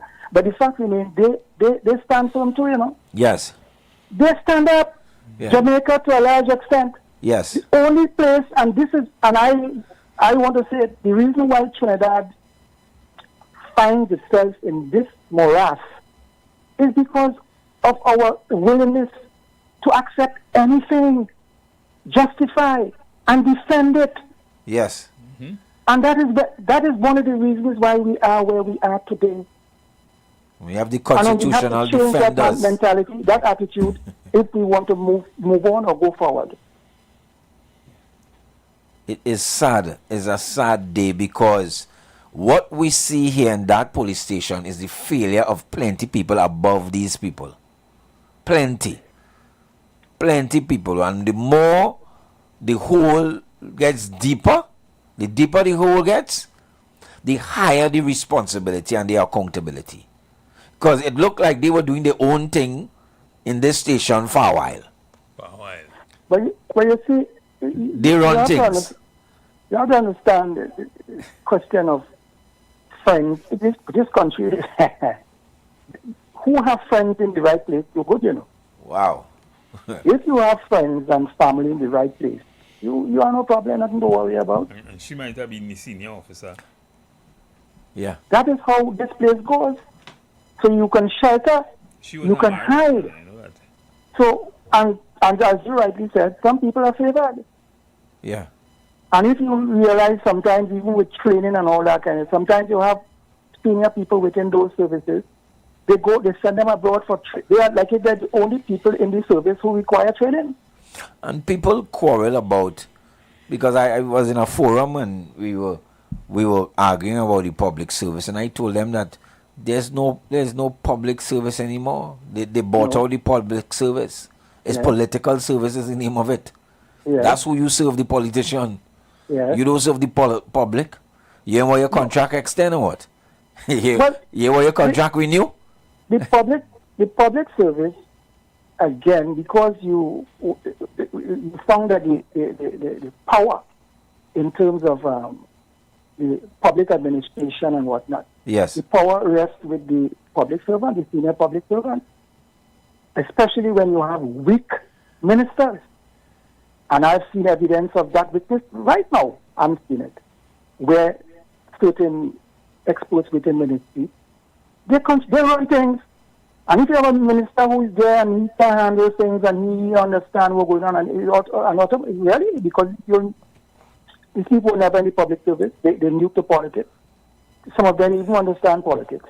And therefore, they are the wins, because those people who are the permanent secretaries, they are the repository of invaluable information because of the fact that they've been there. They know everything, and you have to rely on them. They manipulate you. And people have to understand that you have no power. They tell you what to do, and you not the better. This is why you find in Britain, you had those people, Margaret Thatcher and those people brought in those, and especially, I want to come back to Trinidad. When Balze Pandey won the election in the 90s, he brought in this guy, Gillett, and he said things were slowing up because the public servants, because of the fact that they worked with previous governments for so many years, they build relationships, they build loyalty, all these things, and therefore they could undermine you. And he brought him in as what you call a troubleshooter to work with ministries and whatnot, so that things would be, action would be taken as quickly as possible to ensure that the government work with some measure of efficiency. I think not like this guy in the douche that this fellow had in America under Trump. That is not. But in Trinidad, you had to bring in these people because they are fact, and people have to and you have to accept it. If you have weak ministers and you have permanent secretaries there, they manipulate them. You spend 5 years and then get nothing them. Huh. I learned on my travels. I learned something. I learned on my travels, when any type of service you're dissatisfied with, and I learned that by observations. The first thing you hear them say, "Can I see the manager?" Yeah. Can I see the supervisor? Sorry. Yes. And if the supervisor, they're making sense to them, can I see a manager? Mm-hmm.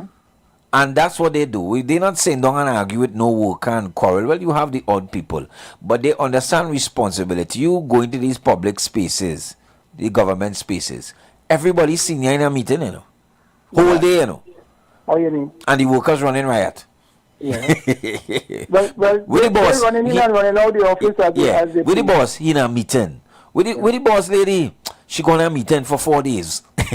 With the manager, well, he on training. He going to South Africa, and people, and then people say, "Well, now this is animal farm. Who running this plantation? Yeah. These people doing what they want, and we quarrel. But there are people who are compensated to manage. They paid a package. They have a lot of accolades behind their name. But who's managing? And it has been our experience, especially mine, on both sides of the fence in industrial relations. When you leave workers unsupervised, they will come up with some things to burn down the institution. They will come up with some ideas. If you don't, and we're not talking about slavery here, but there's a reason. There's a manager, there's a supervisor, there's a worker. This lady is acting corporal, they say. Where the sergeant, where the people above inspect, there are tiers above her. If they say this has been going on in this station for 8 or 6 months, how often do they do audits? And where does that audit go? On a shelf? Because they could be doing audit every day, and we put it in the file. You know that file that nobody sees? No, nobody sees. You know the file with dust on it? We put it in the file now. How much missing? 10, small thing. Put it in the file. We got to find them 10, All right, cool, good. Have a good night. Nothing happens. Yeah. The thing about the other guys serious in this place here, they need public service to inform. They need those service commissions. Yes. They need to make these people more efficient and more effective. And the personal responsibility. Because I don't know what, up to now, I don't know what they do. I don't know. Because they are not bringing about any improvement within the public service, the teaching service. I'm not seeing it. I don't know. So these things need serious reform. This country has to start all over again. Before I leave, when I spoke about the police and the signs were there, about 3 or 4 years ago, when you had this what they call this in this money business that they had in La Hoqueta or the Susu. Susu. Yes. The other prime minister who said that he had to go to England to get some police to come down here to do an investigation, and then you had to go to Barbados to get police and all that.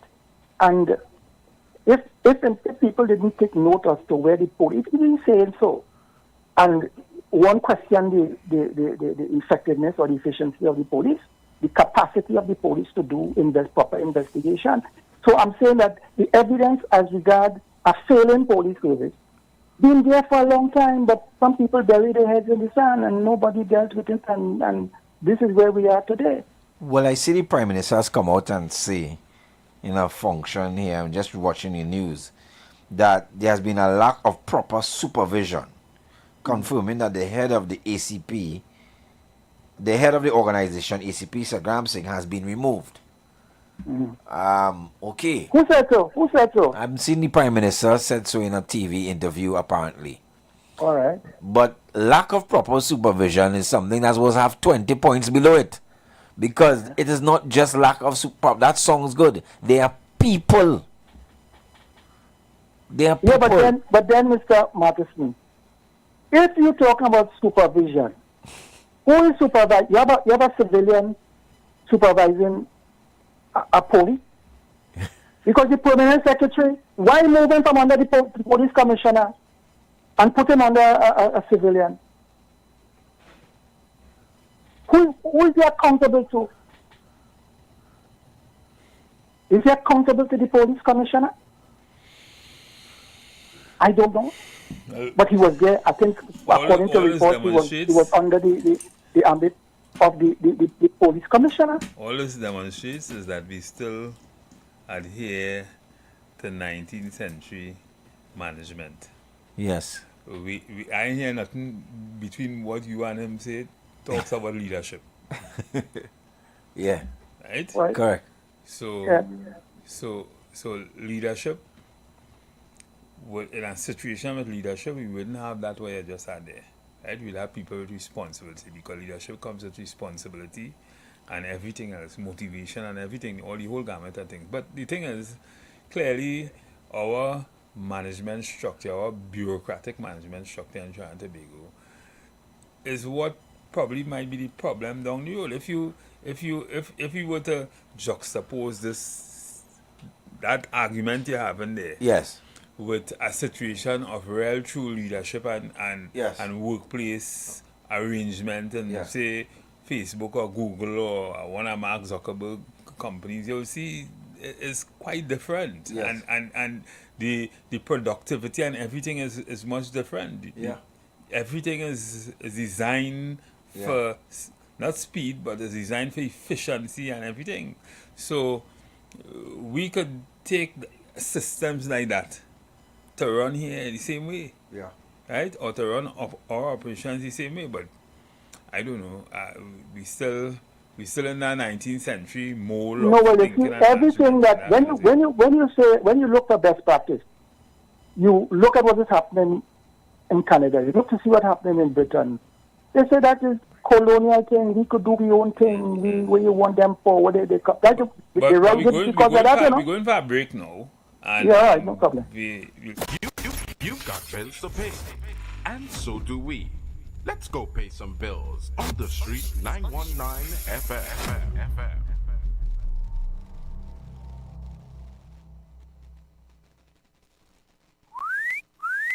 What are you doing? Big D, big fun, KFC, so we big on the ground. The big nation, cause you don't know we where the crown.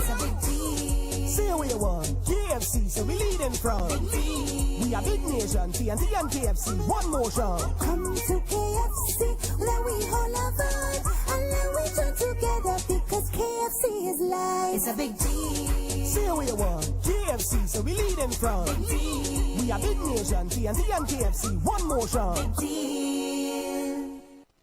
On April 25th, gather around Team UNC for speeches on the state of the nation, including Prime Minister KPB 2.0. The people of our country can be assured that assets that belong to them are now being managed in a manner to bring the greatest returns to our country and our citizens. 37 years of party, 1 year in government. Congress 26 from the Couva Southall Car Park, Saturday, April 25th at 2 p.m. Live coverage on this station and all streaming platforms. Better days are coming. Better days ahead. Better living starts at Furniture Plus. Get up to 50% off on furniture, appliances, mattresses, and more. Plus free gifts with select purchases and just $1 down on credit plans. Don't wait. Visit Furniture Plus today. Midweek, we got you. Sandwich Wednesdays, 2 KFC sandwiches for just $50. Double the crunch, double the flavor, double the value. Why settle? It must be KFC. Order now. Follow KFC Trinidad and Tobago WhatsApp channel for all the deals. In just 1 week, our Prime Minister, Kamala Persad-Bissessar, met with the President of the United States, while Minister Sean Sobers met with King Charles of the United Kingdom. After years of isolation and missed opportunities, we are now building powerful international relationships, opening doors, creating opportunities, and strengthening national security. Trinidad and Tobago is once again commanding respect on the world stage. This is global leadership delivering real benefits at home, because strong diplomacy means stronger security for our nation. Join us this Saturday at the Couva Southall Car Park as we report to you on progress made and the way forward. Registration of delegates begins at 1 p.m. 37 years strong. Working for you, delivering for our nation. We are United National Congress. That was a paid political announcement. There's some advice when you hear it. You know one time is good advice. My granny tell me a hot cup of good and natural ginger tea first thing in the morning does wonders for the body. Good and natural ginger tea in its single-size packets is excellent for flavoring your cooking, salads and desserts. But what was news for me is when my granny say a hot cup of good and natural ginger tea helps with nasal congestion and colds, stomach problems, migraine headaches, and it's really good for arthritis in the body. Made from freshly crushed ginger root to get that strong ginger taste and aroma so soothing. Good and natural ginger tea available with or without sugar, so all you need is boiling water to get a cup going. As the old people say, don't take flambeau to see the night what you could see clear in the day. Good and natural ginger tea. Good advice to start your day right. Is a whole lot of flavor wrapped up in a twist. Some of them try to rap, but they don't rap like this. With crispy KFC tenders and lettuce and carrots and shredded tortilla embedded, perfect wherever you headed. Dripping with that creamy mayo and that mambo sauce. Let me tell them one more time to get my point across. It's a craveable, crunchable, movable, functional, flavorful meal that your taste buds must endorse. KFC, crunch twist. None of them, they don't make it like this. Introducing KFC's Crunch Twist, a flavorful wrap with a delicious difference for just $29.95. KFC, it's finger licking good. Share the live. Share the live. The Street 919 FM on Facebook and Instagram. Share the live. Iowa George on Instagram. Share the live. Iowa TV and Street TV on YouTube. Share the live. The Street 919 FM. So, we're in the final hour and we want to hear more from you members of the pavilion. And the question to you is that do you feel that there's enough accountability in our protective services. There was killings of a soldier, Edinburgh 500 the other day, and his brother eventually, and the girlfriend. Do you feel, and we're talking about these people who are given special privileges and do a special type of job, do you think there is enough accountability in the rank and file of these protective services? Is that your understanding? I was thinking about some private or corporal or somebody, and most times these acts are never done single-handedly, but somehow somebody sacrificed on the throne of convenience. The public laps it up and walk away, and the real perpetrators. And I say that because evidence suggests that the issues continue. They continue. Good afternoon, caller. Good afternoon, fellas. Good afternoon. Good afternoon. The answer to that is really no. I think that is every Trinidadian right now. We have no trust in them. I mean, it are good guys in the system, as with every organization. You are the good guys. But the bad one kind of seem to outnumber it, and the good one had to stay quiet. So is it only the public hearing and seeing and feeling that, or why I think they're not doing anything? Is it that they're afraid to do something? Why? What's going on? Well, the public really can't charge the public unarmed, you know. So I think they can't really put up a fight to the police on them. If you understand what I'm saying. They could only voice their opinion on social media. Is it your opinion that we like corruption, man? We just like it. We are afraid to say it. So no matter who comes and who goes, once the system allows for it, that is our here's my default position? No, that is not the default position. I believe nobody likes corruption. But in life, we just have hiccups, right? And you just want that kind of assistance when you're in trouble. Like, for instance, let's say your son make a mistake. You want to go by the sergeant, of course, he make a mistake there, or that your family, uncle working in the station, so it's a convenient corruption, if you understand what I'm saying.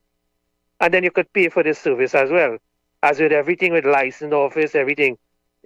So it's not everybody like corruption, but because everything's so badly run, it's necessary to have corruption to further on.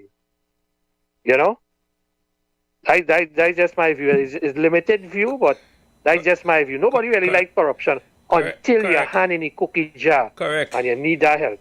Correct. You hit the nail on the head. It's not your hand in the cookie jar. Thank you, sir. Well, it's not so much your hand in the cookie jar, it's the fact that you're in a jam.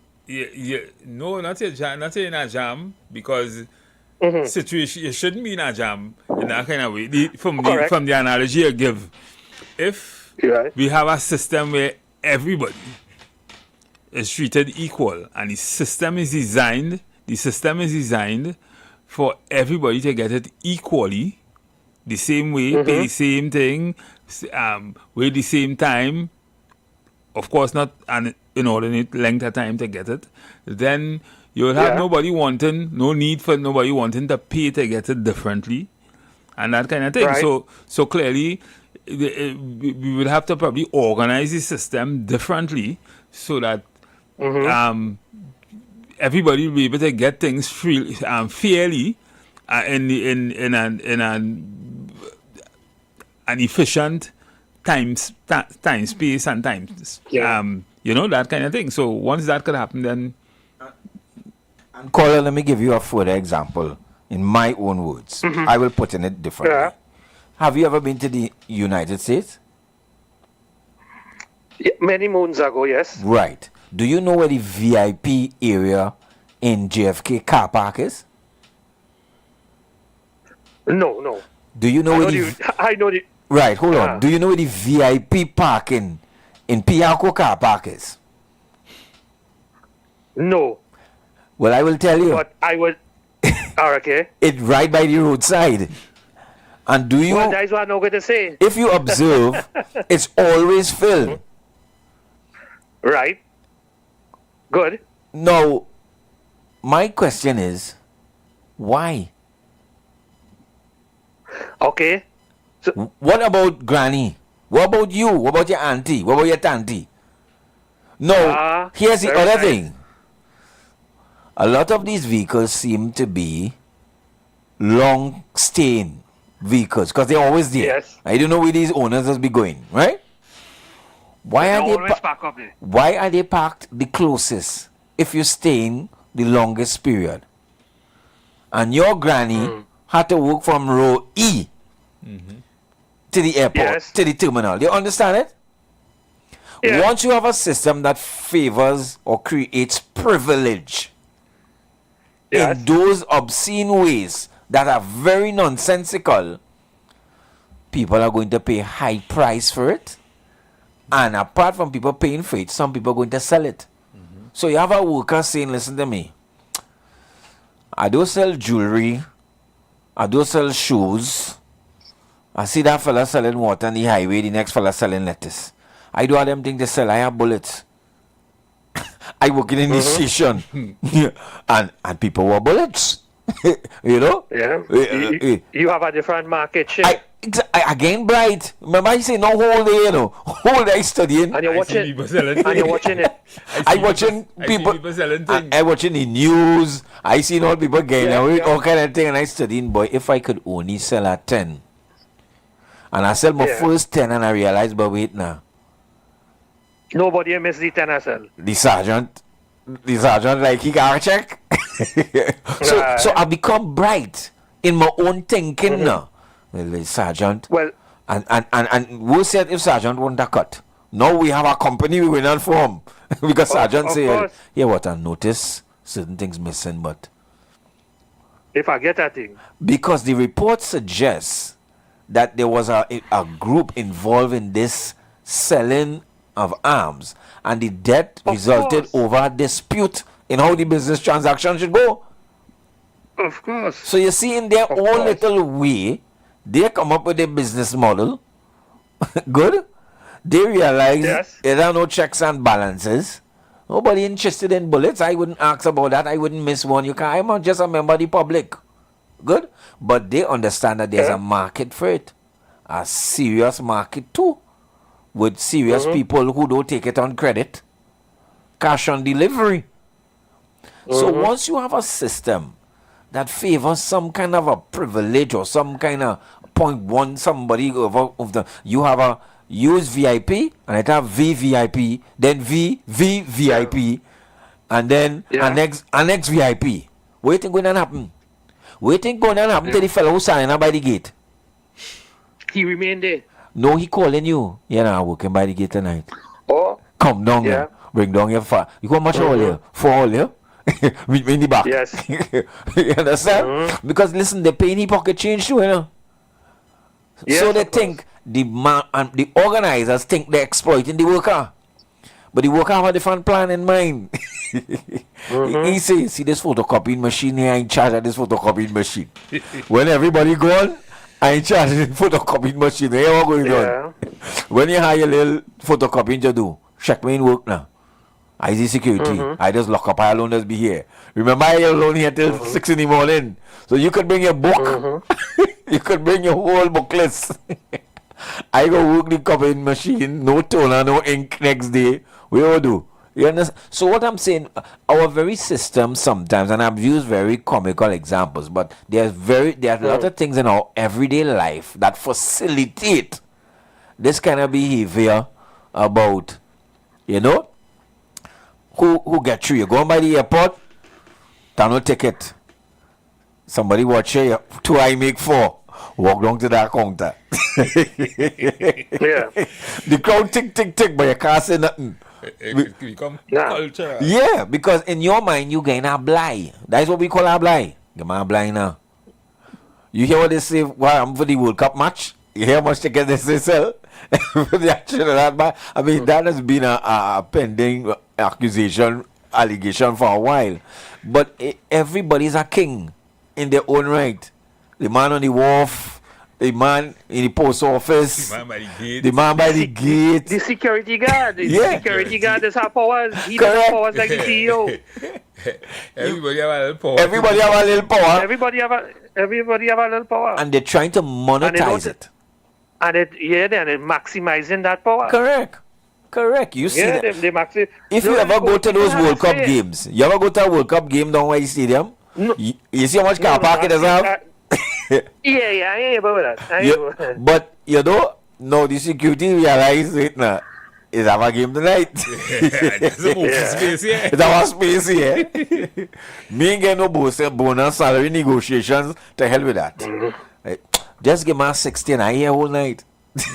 I here all night. By the car park's full and you come outside. Everybody gone. But the Piper does do that. Correct. The Piper does do that outside of a concert. Correct. He will tell you, I watching your car whole night, boss. Give me 40. By the time you go in the concert, he gone. He gone. But it wasn't he place in the first place. Yeah, he charging like that he land. He said, and he got me demanding, I tell you, come here, reverse here. I tell you, come here. He give you directions. Yeah, rope He give you directions. He had rope, he had everything. He even put it on a vest too. He put it on a vest. You understand? So when you see the man in the vest, as you see the man in the vest giving you direction, you know it's a hustle, you get hustle. You can follow the vest, man. V.S. Naipaul say in Trinidad, the con man is king. Yeah. V.S. Naipaul said in Trinidad, that is all over the con man is king. King of all who survey. Don't forget you with your degree and you have your wherever you are, have a little hustle going on here. Count. Yeah. That don't count. I go down now. That don't count. You want to take a change? Go down in the back. Meet me in the back. Said, you know? It's said that a man who sets out to deceive will find no shortage of people to be deceived. Correct. Right? So that is worldwide. Yeah. You understand? And these fellas and them sprangers, for the want of a better word. Yes. Them catching doctor and CEO and things. Bright fellas they catching. Well, when you want to park. When the man come back for his car, he car done wreck and gone. You understand? Mr. Spranger go anyway. When you want to park, you instead who land, nobody now no title for nothing. You lock back and come back. Lock back and come back. You telling the policeman a man with a security vest tell me park here? Yeah. Or you arguing that a man with a security vest tell me to park here? This is the parking. You're going to get your. You're going to get your well, this must be changed by now. You're going to get your passport, and a man tell you what number you have, because he in charge of the numbers. He in charge of the numbers. Yeah, he say, listen, I have a number here. Don't get no horrors. Oh yeah, 10. All right, take 10. He have a few numbers in the pocket. He shouts some, but he have a few in the pocket. And he running a whole organization within the organization, Of course. He running a whole organization. So when you leave these people, I always hear people say we should remain British. Some people make that joke. But when you leave these people unmanned, and you sit down in a station and you sit down there, you study. Hours. Yeah, people telling you it's not a police. You understand? People disrespecting you. You are no big back pay to get. You studying quick. How we could do this quick? Your child mother call you and tell you the milk and pampers done. Bacchanal with you. Your head hot. And everybody coming in the station telling you how nice the station is. And telling you about it. And you are going on your ways. You in charge? Yeah, in charge. Nobody does be here. You ever go a place where workers tell you, nobody does be here? You're in charge. Yeah. What you want? You're the boss. Yeah. After a while, that is go to people I don't know. Of course. Because they really doing what they want. They're doing what they want. And it is easy to blame, and we can't help but blame the people directly involved. But this thing is a cancer. It's a cancer of I wanna say irresponsibility. Go ahead. I want to say something. The old people had a saying, the cow had to feed where it tie. So in all organization, wherever this person tied to, this cow going and feed, and he going to find the grass. Yeah. You understand? But like I say, I want to just switch it up a little bit there with you. Yeah. Is that if I and the next man we have an issue and we go into the station, neutral, we go to get help in the police station, and we reach the charge room. Unbeknownst to me, his sister walking in the back. I ain't problem. You see what happened? I might be in the right, but this form of nepotism exists. Yes. Because of this small country. His uncle might be the sergeant. How the uncle going to tell his own nephew, boss, you're wrong, You had to think. You follow? I done lost already. Yeah. Because of blood thicker than water. Yeah. Right? So that's that one. But I have a question to you guys, and I spoke to some senior police, and they said this happened. We talking about the guns that missing in the station, right? Yeah. Has anybody asked if some of those missing guns are FUL holders, private citizen ones, that they had to fly out of the country, log it in the station, and they went and they make their trip. So you have a cache of guns from besides the police or the municipal police guns. We're talking about guns private citizens have. They friends of mine tell me they have to log it in before they travel. Yes. That's part of the rules. So I'm saying, out of that cache of guns missing, how much is private FUL owners? Talk to me, Rolex.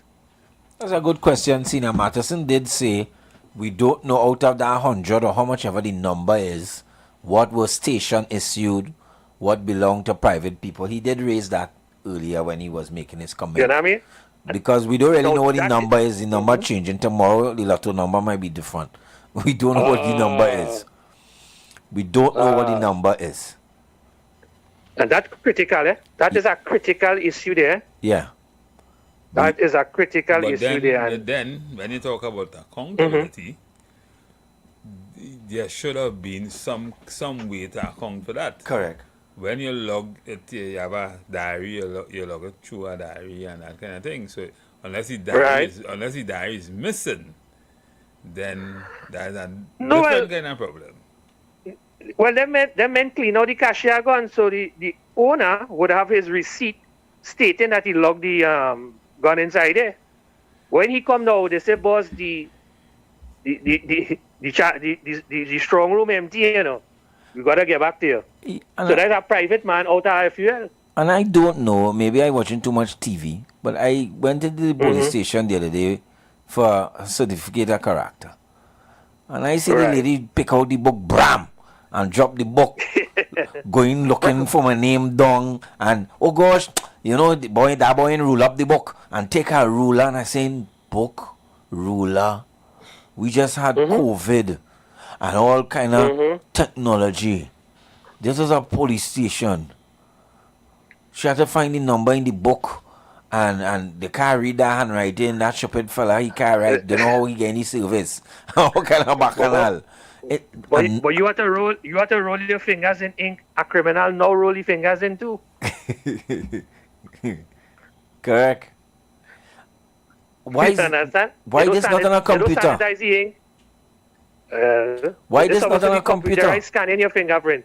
Yeah. Why don't we get instantaneous reports where you could log in somewhere and see a report? Of course. Why is that so hard?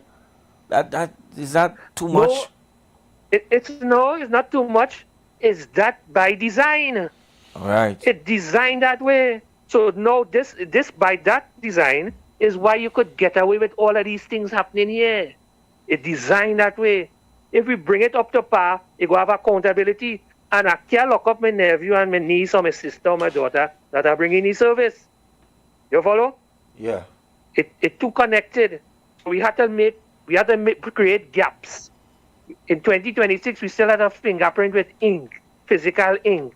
And a woman had to go through, she forget she glasses, she could pass her name straight in the booklet. You understand? So, and your name in here, boss, your name in here. You can't argue with police, they're going to tell you what happened to you. Yeah. You understand? So you're facing that the brutality you're facing. Yeah, page in station diary just go missing, you know, page just reprint out. Let us go, we are cost, and it goes back to the question you asked, do you trust the service you're getting? Yeah. Do you trust them? It goes right, all that trickles back to right back there.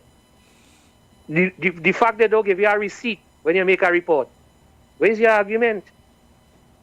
You understand? It's crazy. All right, fellas. Well, have a good afternoon. Thank you, caller. I'll be listening. Nice chat. Take it easy. Yeah, and what you just described there is the society, Trinidad and Tobago. Yeah, that is the society. Yeah. That is society. That's right. We are a society of scalpers. Everybody's scalping Smart man. in some way or in one way or another. Let me take this call.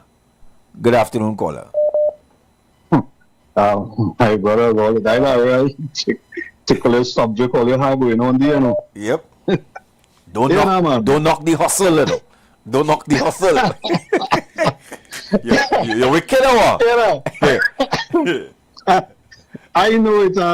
It have been told that it has some when you're going to do a dragon test. Oh God! On Racing Road. I can tell you stories.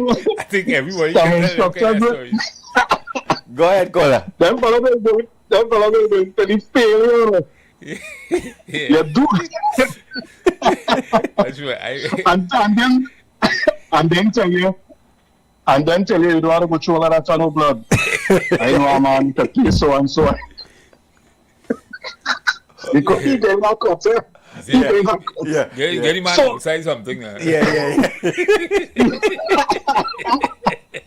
So you pay in a school. Yeah. All these money to take practice.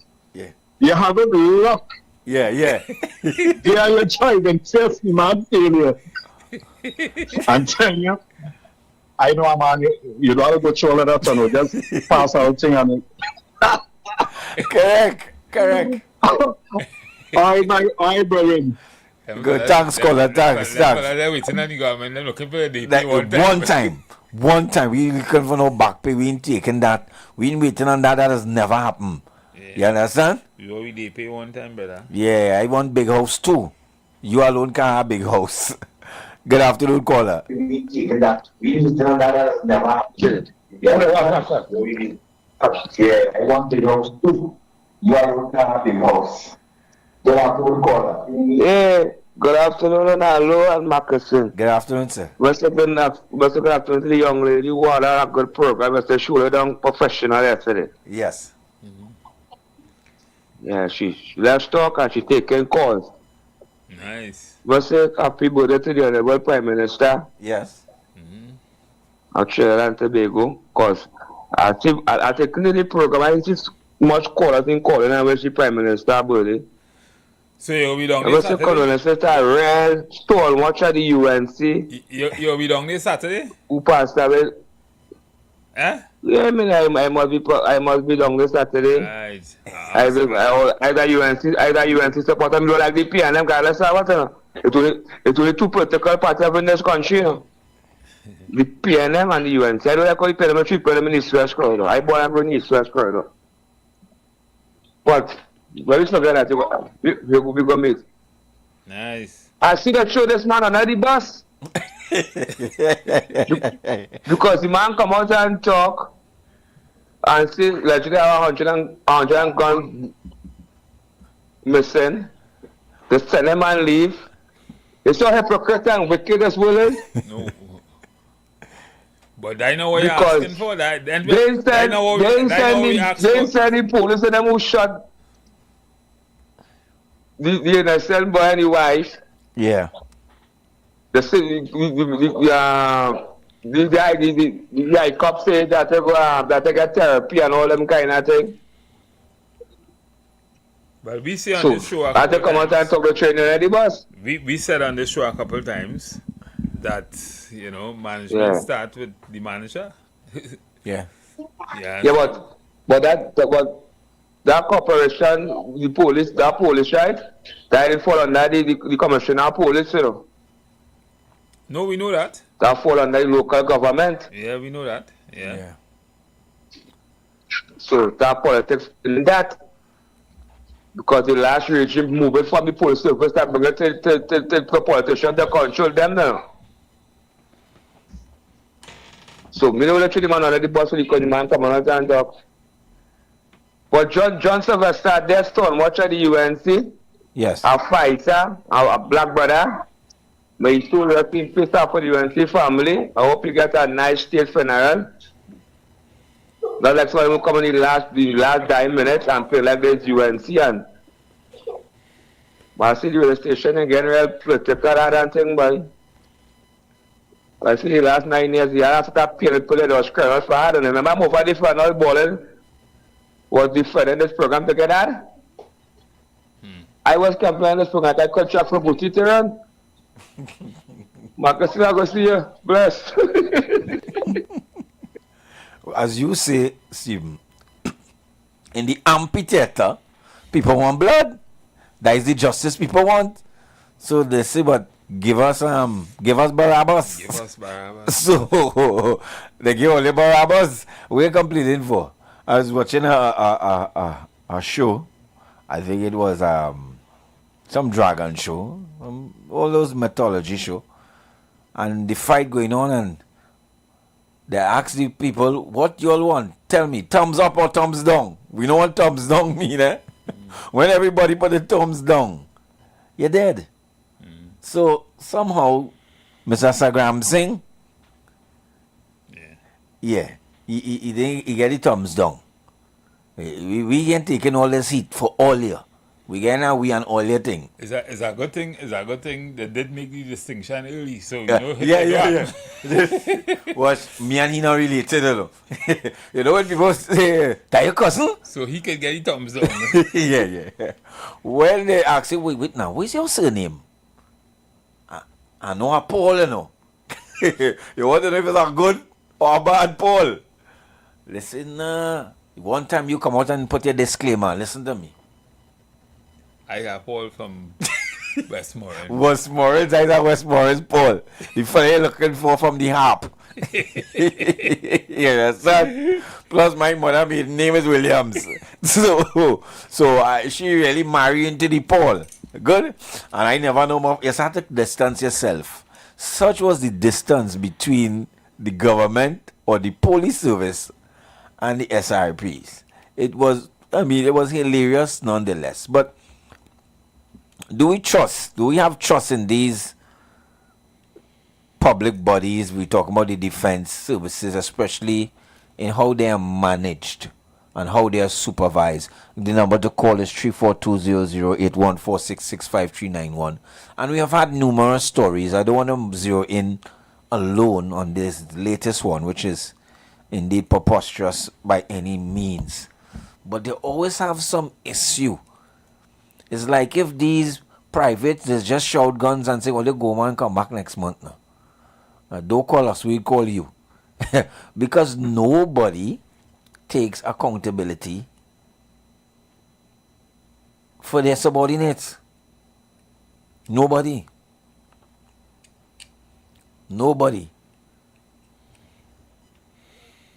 So, I do understand how they want this animal farm to run. Because if everybody doing what they want, if everybody doing what they want, the parking attendant, the fella in the street, the coconut vendor. I was driving the other day and I was watching to see how much derelict cars just park up on the road. Imagine you get in a car accident and you just park your car on the road. And you go on your way. And that is it. Nah, boy, I don't want to fix that now. And years a day, people have to swerve through trap. This place is crazy. It is disorganized, and it is reflected into incidences like these when somebody could still go to work and be killed. Whatever she was allegedly part of or not part of, that widens the whole. For somebody to think that they could kill somebody in a police station and get away amazes me too. I would want to find out from that person which book they read. Because we talk about criminal shooting in Mova, brave. You don't say kill somebody in a police station. Well, you read the story. They had sex before she died. That woman was a married woman, by the way. So we don't know if it's her husband who had sex with her before. Yeah. Or we don't know what, but... Well, I see they're looking for he. But the last kind of an incident we had with this, police stations becoming to be very weird places. Because it had somebody on a chair, not so? That ended up all wrong. On a chair. I don't know if it was an electric chair or what kind of chair it was. Then it had somebody was found hanging in a cell. I don't know. So imagine you going in the police station and the police say, well, come on, chill here. Don't go back over, so come here. And you frightened. You frightened. It is a frightening thing if you can't trust law enforcement. You know, I'm trying to wrap my mind about how it will work. But this doesn't sound like a case of trust of law enforcement. Or by No. the public. This sounds like a case of collusion by law enforcement. Well, but I'm saying the opposite is also true.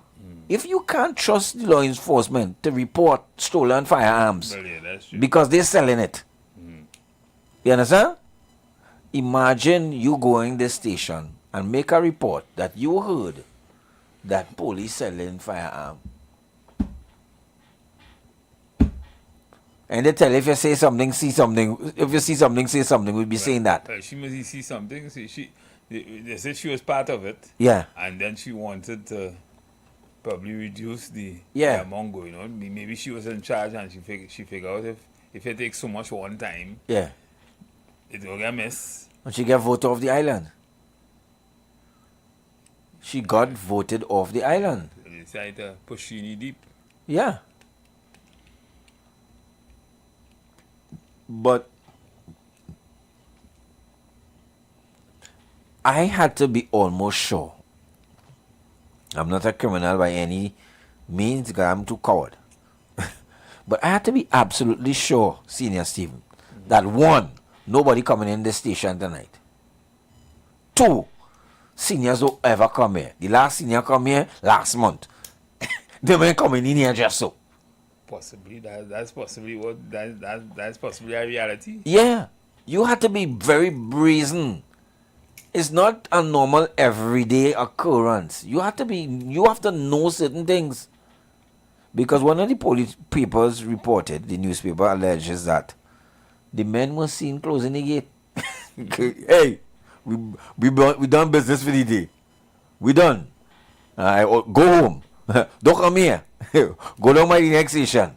You know, it's a closing the gate. So these acts speak to a level of confidence and bravery into whatever, as you say, normally happens. And probably normal, as the report says, there's something, there's a custom. It's just that somebody get greedy and they say, well, look, but with that greed, that was certainly wasn't thinking. Yeah. Because before they didn't get catch. Yeah. And small amounts will not register. Small amounts in a situation and that where there is no accountability. Yeah. Clearly might be easy to do. Correct. But in terms of guns, the number should be 0. Going missing. Yeah, we can't accept that. Course. We could allow 5. Every gun gone missing. Yeah, because guns don't work like that. With ammunition. It's not barbecue tickets. If you're missing some barbecue And tickets, lives, you know. Yeah, if you're missing barbecue ticket, we could live with that. We could live with some barbecue ticket missing. But you can't live with guns going missing. With ammunition too. So it's a package deal. We are so confident. We not only supplying you with the guns, we supplying you with the ammunition. Courtesy the government of Trinidad and Tobago.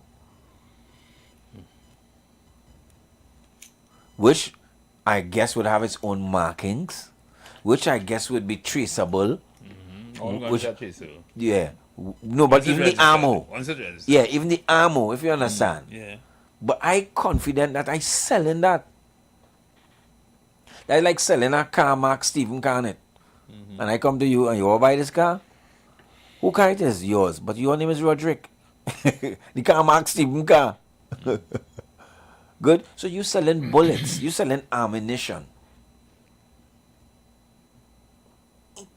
And you have to be very confident because that's what I was telling you. You can't walk off the street and just sell guns and ammunition. Even the most interested criminal will watch you funny. Who they send you on? you trying to set me up? You selling me police guns? That is not a one-off. And it makes sense now. As they say, this has been going on for a while. You don't come up with an idea today to take 100 guns from a station and go down by the wharf and sell it. No, sir. You have that plenty things could go wrong, as did in this case. So it tells you that, as you say, or you suggest, they just might have been accustomed.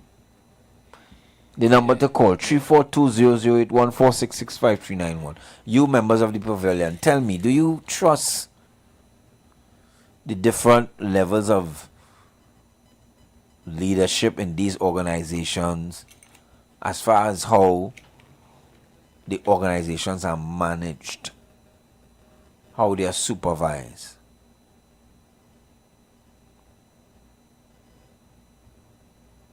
What has been your experience? What is your observation?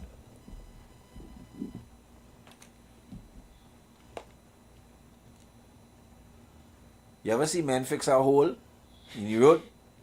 You don't know who in charge? You don't know who in charge? There's no who in charge at all. you know somebody you can't tell. See about 20 of them. Yeah. and about 6 gain orders, eh? Or 6 to 10. The majority might be gain orders. They've got too many in the hole, you know. The back man there, he working very quick because most likely he have an next hustle. It's hustle, he hustling. Let me just dig out this hole. We have a serious issue, not with only responsibility, but senior coined the term very good, leadership.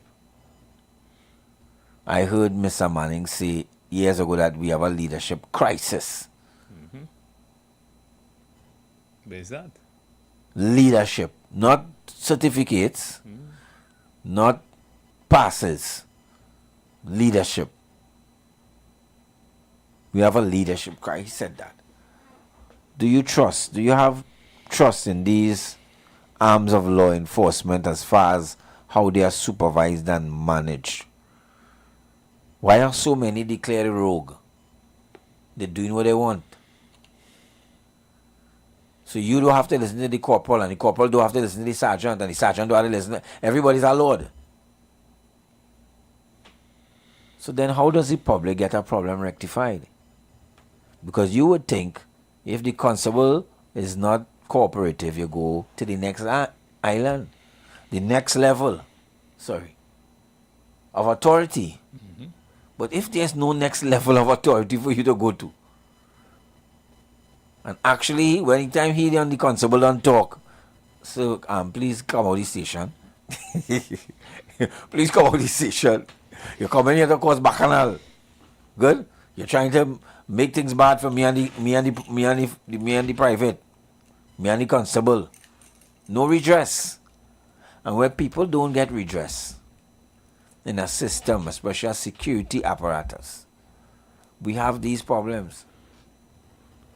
We have these problems. What economic situation may the young lady and the two men be in while being employed in the municipal police?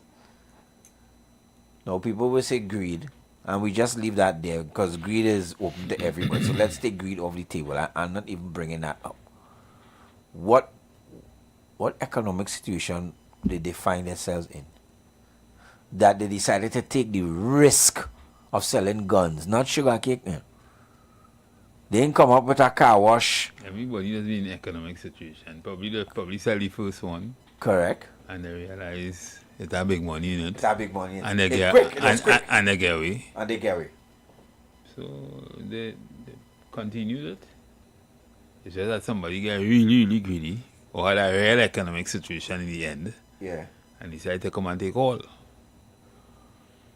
Or somebody realized where the real cocaine is. And they say, here, what happened? We coming for all. All. That's it. That's how it happens. So it's not a real. Everybody has economic situation. Everybody, rich, poor, everybody, has economic situation. Because our average propensity to spend is about the same. Yeah. It's just that some people just have no controls. Correct. And where there are no controls, there will be chaos. And where there's chaos in situations like that, there's death. And that's the problem. That's the problem right there. So that's exactly how it will end, you're right. Yeah, that's how it ends. So death. So the sad thing about it is this lady, I mean, she obviously would have been in charge at the station. We don't know if there are sergeants or anybody. Yeah, we don't know. If anybody above her. But the guy who was sent on holidays, he obviously, well, not holidays, he was sent on leave. He obviously, he should be taken out, he should be fired too. Because if you're the man in charge, and you don't know this kind of thing taking place in your under your watch, then you don't deserve to be in charge. Yeah. But again, we talk about it and try and because of our kind of laissez-faire management style. Yes. Right? These things will happen because we kind of, after a time, after once, twice, 3 times, we kind of take things for granted. And we take things for granted that man doing the right thing. And I don't really need to check he. And I in charge, so I could go when I want, come when I want, you know, that kind of thing. And at the end of the day, things start happening, just like we just said. Mm-hmm. Things start happening. A man sell a gun once. Yeah. Sell a gun twice. Your name start to spread. Right? Use the big man. Yeah, use the big man. I have a link straight with the government. I have a link straight. Yeah. Whatever, and it happens. And then look like a whole lot of other things was taking place there. Right? Yeah. It's either she was selling something or she was just if a man could just come in the station, a police station, and have sex with you. Yeah. Something had to be wrong. Yeah. Yeah. Because I don't think the dorms are for those types of visits. Mm-hmm. I don't know. We don't know that in particular opens up a different kind of question, but yeah, you know, you're very right. Open up a different kind of question. So, but speak to the issue of leadership because I think that's where we're going towards the end. That whole thing about leadership and Trinidad and Tobago and what we lack. We have a management culture, which is why we have so much problems. Right. Which is kind of like totally different from what leadership should be. Because leadership break it down. Leadership don't really require that level of what expectation that you not expectation but control that you was referring to. Right. What you and your friend earlier on with Mr. West was referring to earlier on was a kind of leadership kind of thing, a kind of management kind of thing, where there are a lot of controls and micromanagement. You see that happening in companies and even in government agencies and things a lot. Leadership, where the leader, right, is comfortable in the understanding that you, the subordinate, could or would be able to do things at a level probably even better than he could. Correct. He's not threatened by it. He's not threatened by it. He gotta cut it off. And therefore, he rules by motivation and other inspiring means rather than that kind of control that Oliver was referring to. And that's the difference.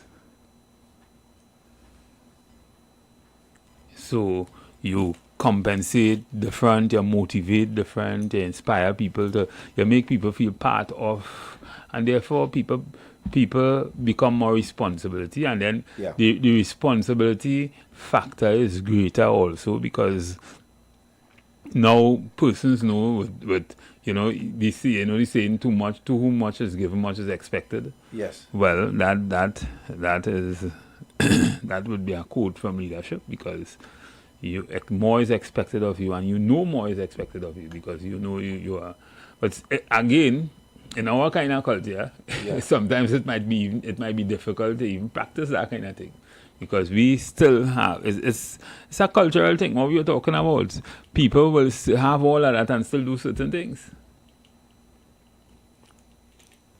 You understand? People will have all that and still do things that miscreants will do. Yeah. But good leadership could identify those weaknesses. Yeah, of course. And detonate them successfully. Of course, because good leadership doesn't say you don't have systems, Right. You have systems in place to identify effectiveness and efficiency. Right. You understand? So, but it's less onerous and controls and that kind of thing. And that is where we should be going, especially in government and that kind of thing. That way we would probably need half the people we have working for us now. We would get more productivity with less people. We still managing people. Exactly. We still trying to manage people. Where you doing? With controls and ways and what time? And you have no system to do it. And just today I was talking to a group of people about HRIS systems and that kind of thing. So you're still trying to manage people without systems, and you're still trying to manage people in the Stone Age. Yeah, you need more people to do that, and you get less productivity. My little brother, my last brother, is in London. He works for Apple. And he tells me they are organized by task alone. Exactly. Nobody's looking for you. Nobody looking for you. We need this Thursday at 5. Thursday at 5 is when we want to see you. Actually, we want to see what we ask you for. We don't need to see you Wednesday at 3. We're not looking at for your Tuesday. So it's not like you don't check in or whatever. But they into task, accomplishing task. We are managing people. You see, what COVID has taught us is exactly that, or should have taught us. Yes. So we went in a little nap. Yes. Was it a little rendezvous with it? Yes. Right. But we went right back. But then not we went back. We went further back. We not that. Yeah. You see, we didn't understand how to use it. So, and we didn't apply the systems to it, right? But some countries took advantage of that. Well, some countries were interested in change, yeah, not coping. They say we're not coming back to this. Right. So you see what I say there? Yeah. We were coping. Yeah. We just wanted it to be over. Exactly. To go back to what we was doing before. We didn't want change. No. Right. So as soon as we was fed up coping, and the environment allowed for us to go back to where we was, we went back. What do you call it? The abuse syndrome? What do you call it? Where the battered woman. Yeah, we going back. We going back. We going back. We going back for more licks. Yeah, Going back for more. Yeah, but in this case, because we had that was a goal and opportunity to change and to go and get us more productive and all that kind of thing. Because my other brother, AI and all AI systems to run anything, almost anything. My elder brother teaches abroad, and he was saying to me, COVID is just like what we normally do. Mm-hmm. Because in Florida, we are accustomed to having a hurricane. Mm. And if there's a hurricane, the schools gotta close. Exactly. But we must be more productive. Thank you. We still have to be productive. So years ago, he says since he went there, they're accustomed being able to shut down and still have school. Mm-hmm. So whether it be physical or not. And just as productive. And just as productive. Could you imagine? I'm sorry we so find time and we start having this discussion. Maybe we should devote a whole hour to this. Yeah. But could you imagine? Where the tech guy, Mr. Emerson? Yeah. Could you imagine the amount of, had we developed on that? Now, mind you, there are some companies that have it. Yes. Right? Some companies never reverted. Yeah. Some companies that have. But could you imagine how much less people, less stress, less gas, less everything, more comfort for your worker, more motivated for your worker.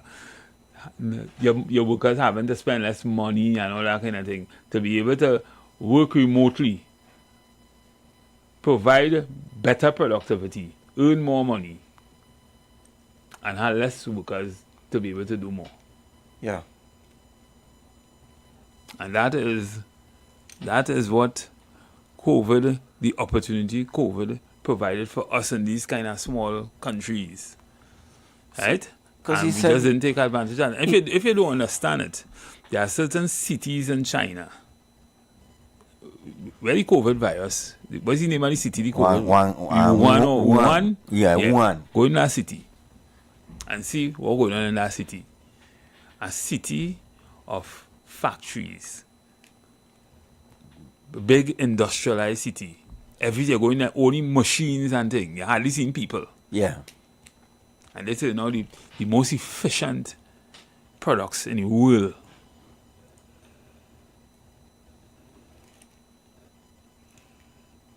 The most amount of transformation in the last, say, 10 years in those kind of cities.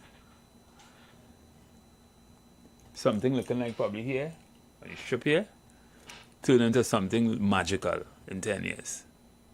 People rich, most amount of millionaires. That could have been Trinidad and Tobago. We went right back to the chalk and the blackboard. Yeah. We couldn't take all this computer business, you know. AI my foot. We were going through that. We were relishing an opportunity to go back to our old ways. Mm-hmm. How much? I mean, even electronic blackboard and thing. That is something at the past. That's old technology. But how much of that is in Trinidad, except if you go Lockjack or you go, some of them kind of institution. Yeah. How much of that is in Trinidad? Yeah. So we still marketing a smart board. Like it should be for a special group. Yeah. That is old technology. Where if we resource, and that's what creates the caste system of privilege. Because some people just have a little more resources than the others. So, I remember working with the street children of Kingston when I was in Jamaica at school. We had a outreach program. And there was a fight on the street with these two street guys who used to be selling, these two young kids. And the kids say, you don't want to go to idiot school. So we mean idiot school. So that school are idiot school. You know why? They just didn't have the basics. And we under-resource things here and sell privilege to the others. And that That's another very, very, very unfortunate phenomenon. That's very, very unfortunate. And we take that for normal, you know. We take that for normal. So we boast about smart board, like if that is something that only smart people should get. Well, see them at the 20 seconds, take us out. Again, we a lovely show.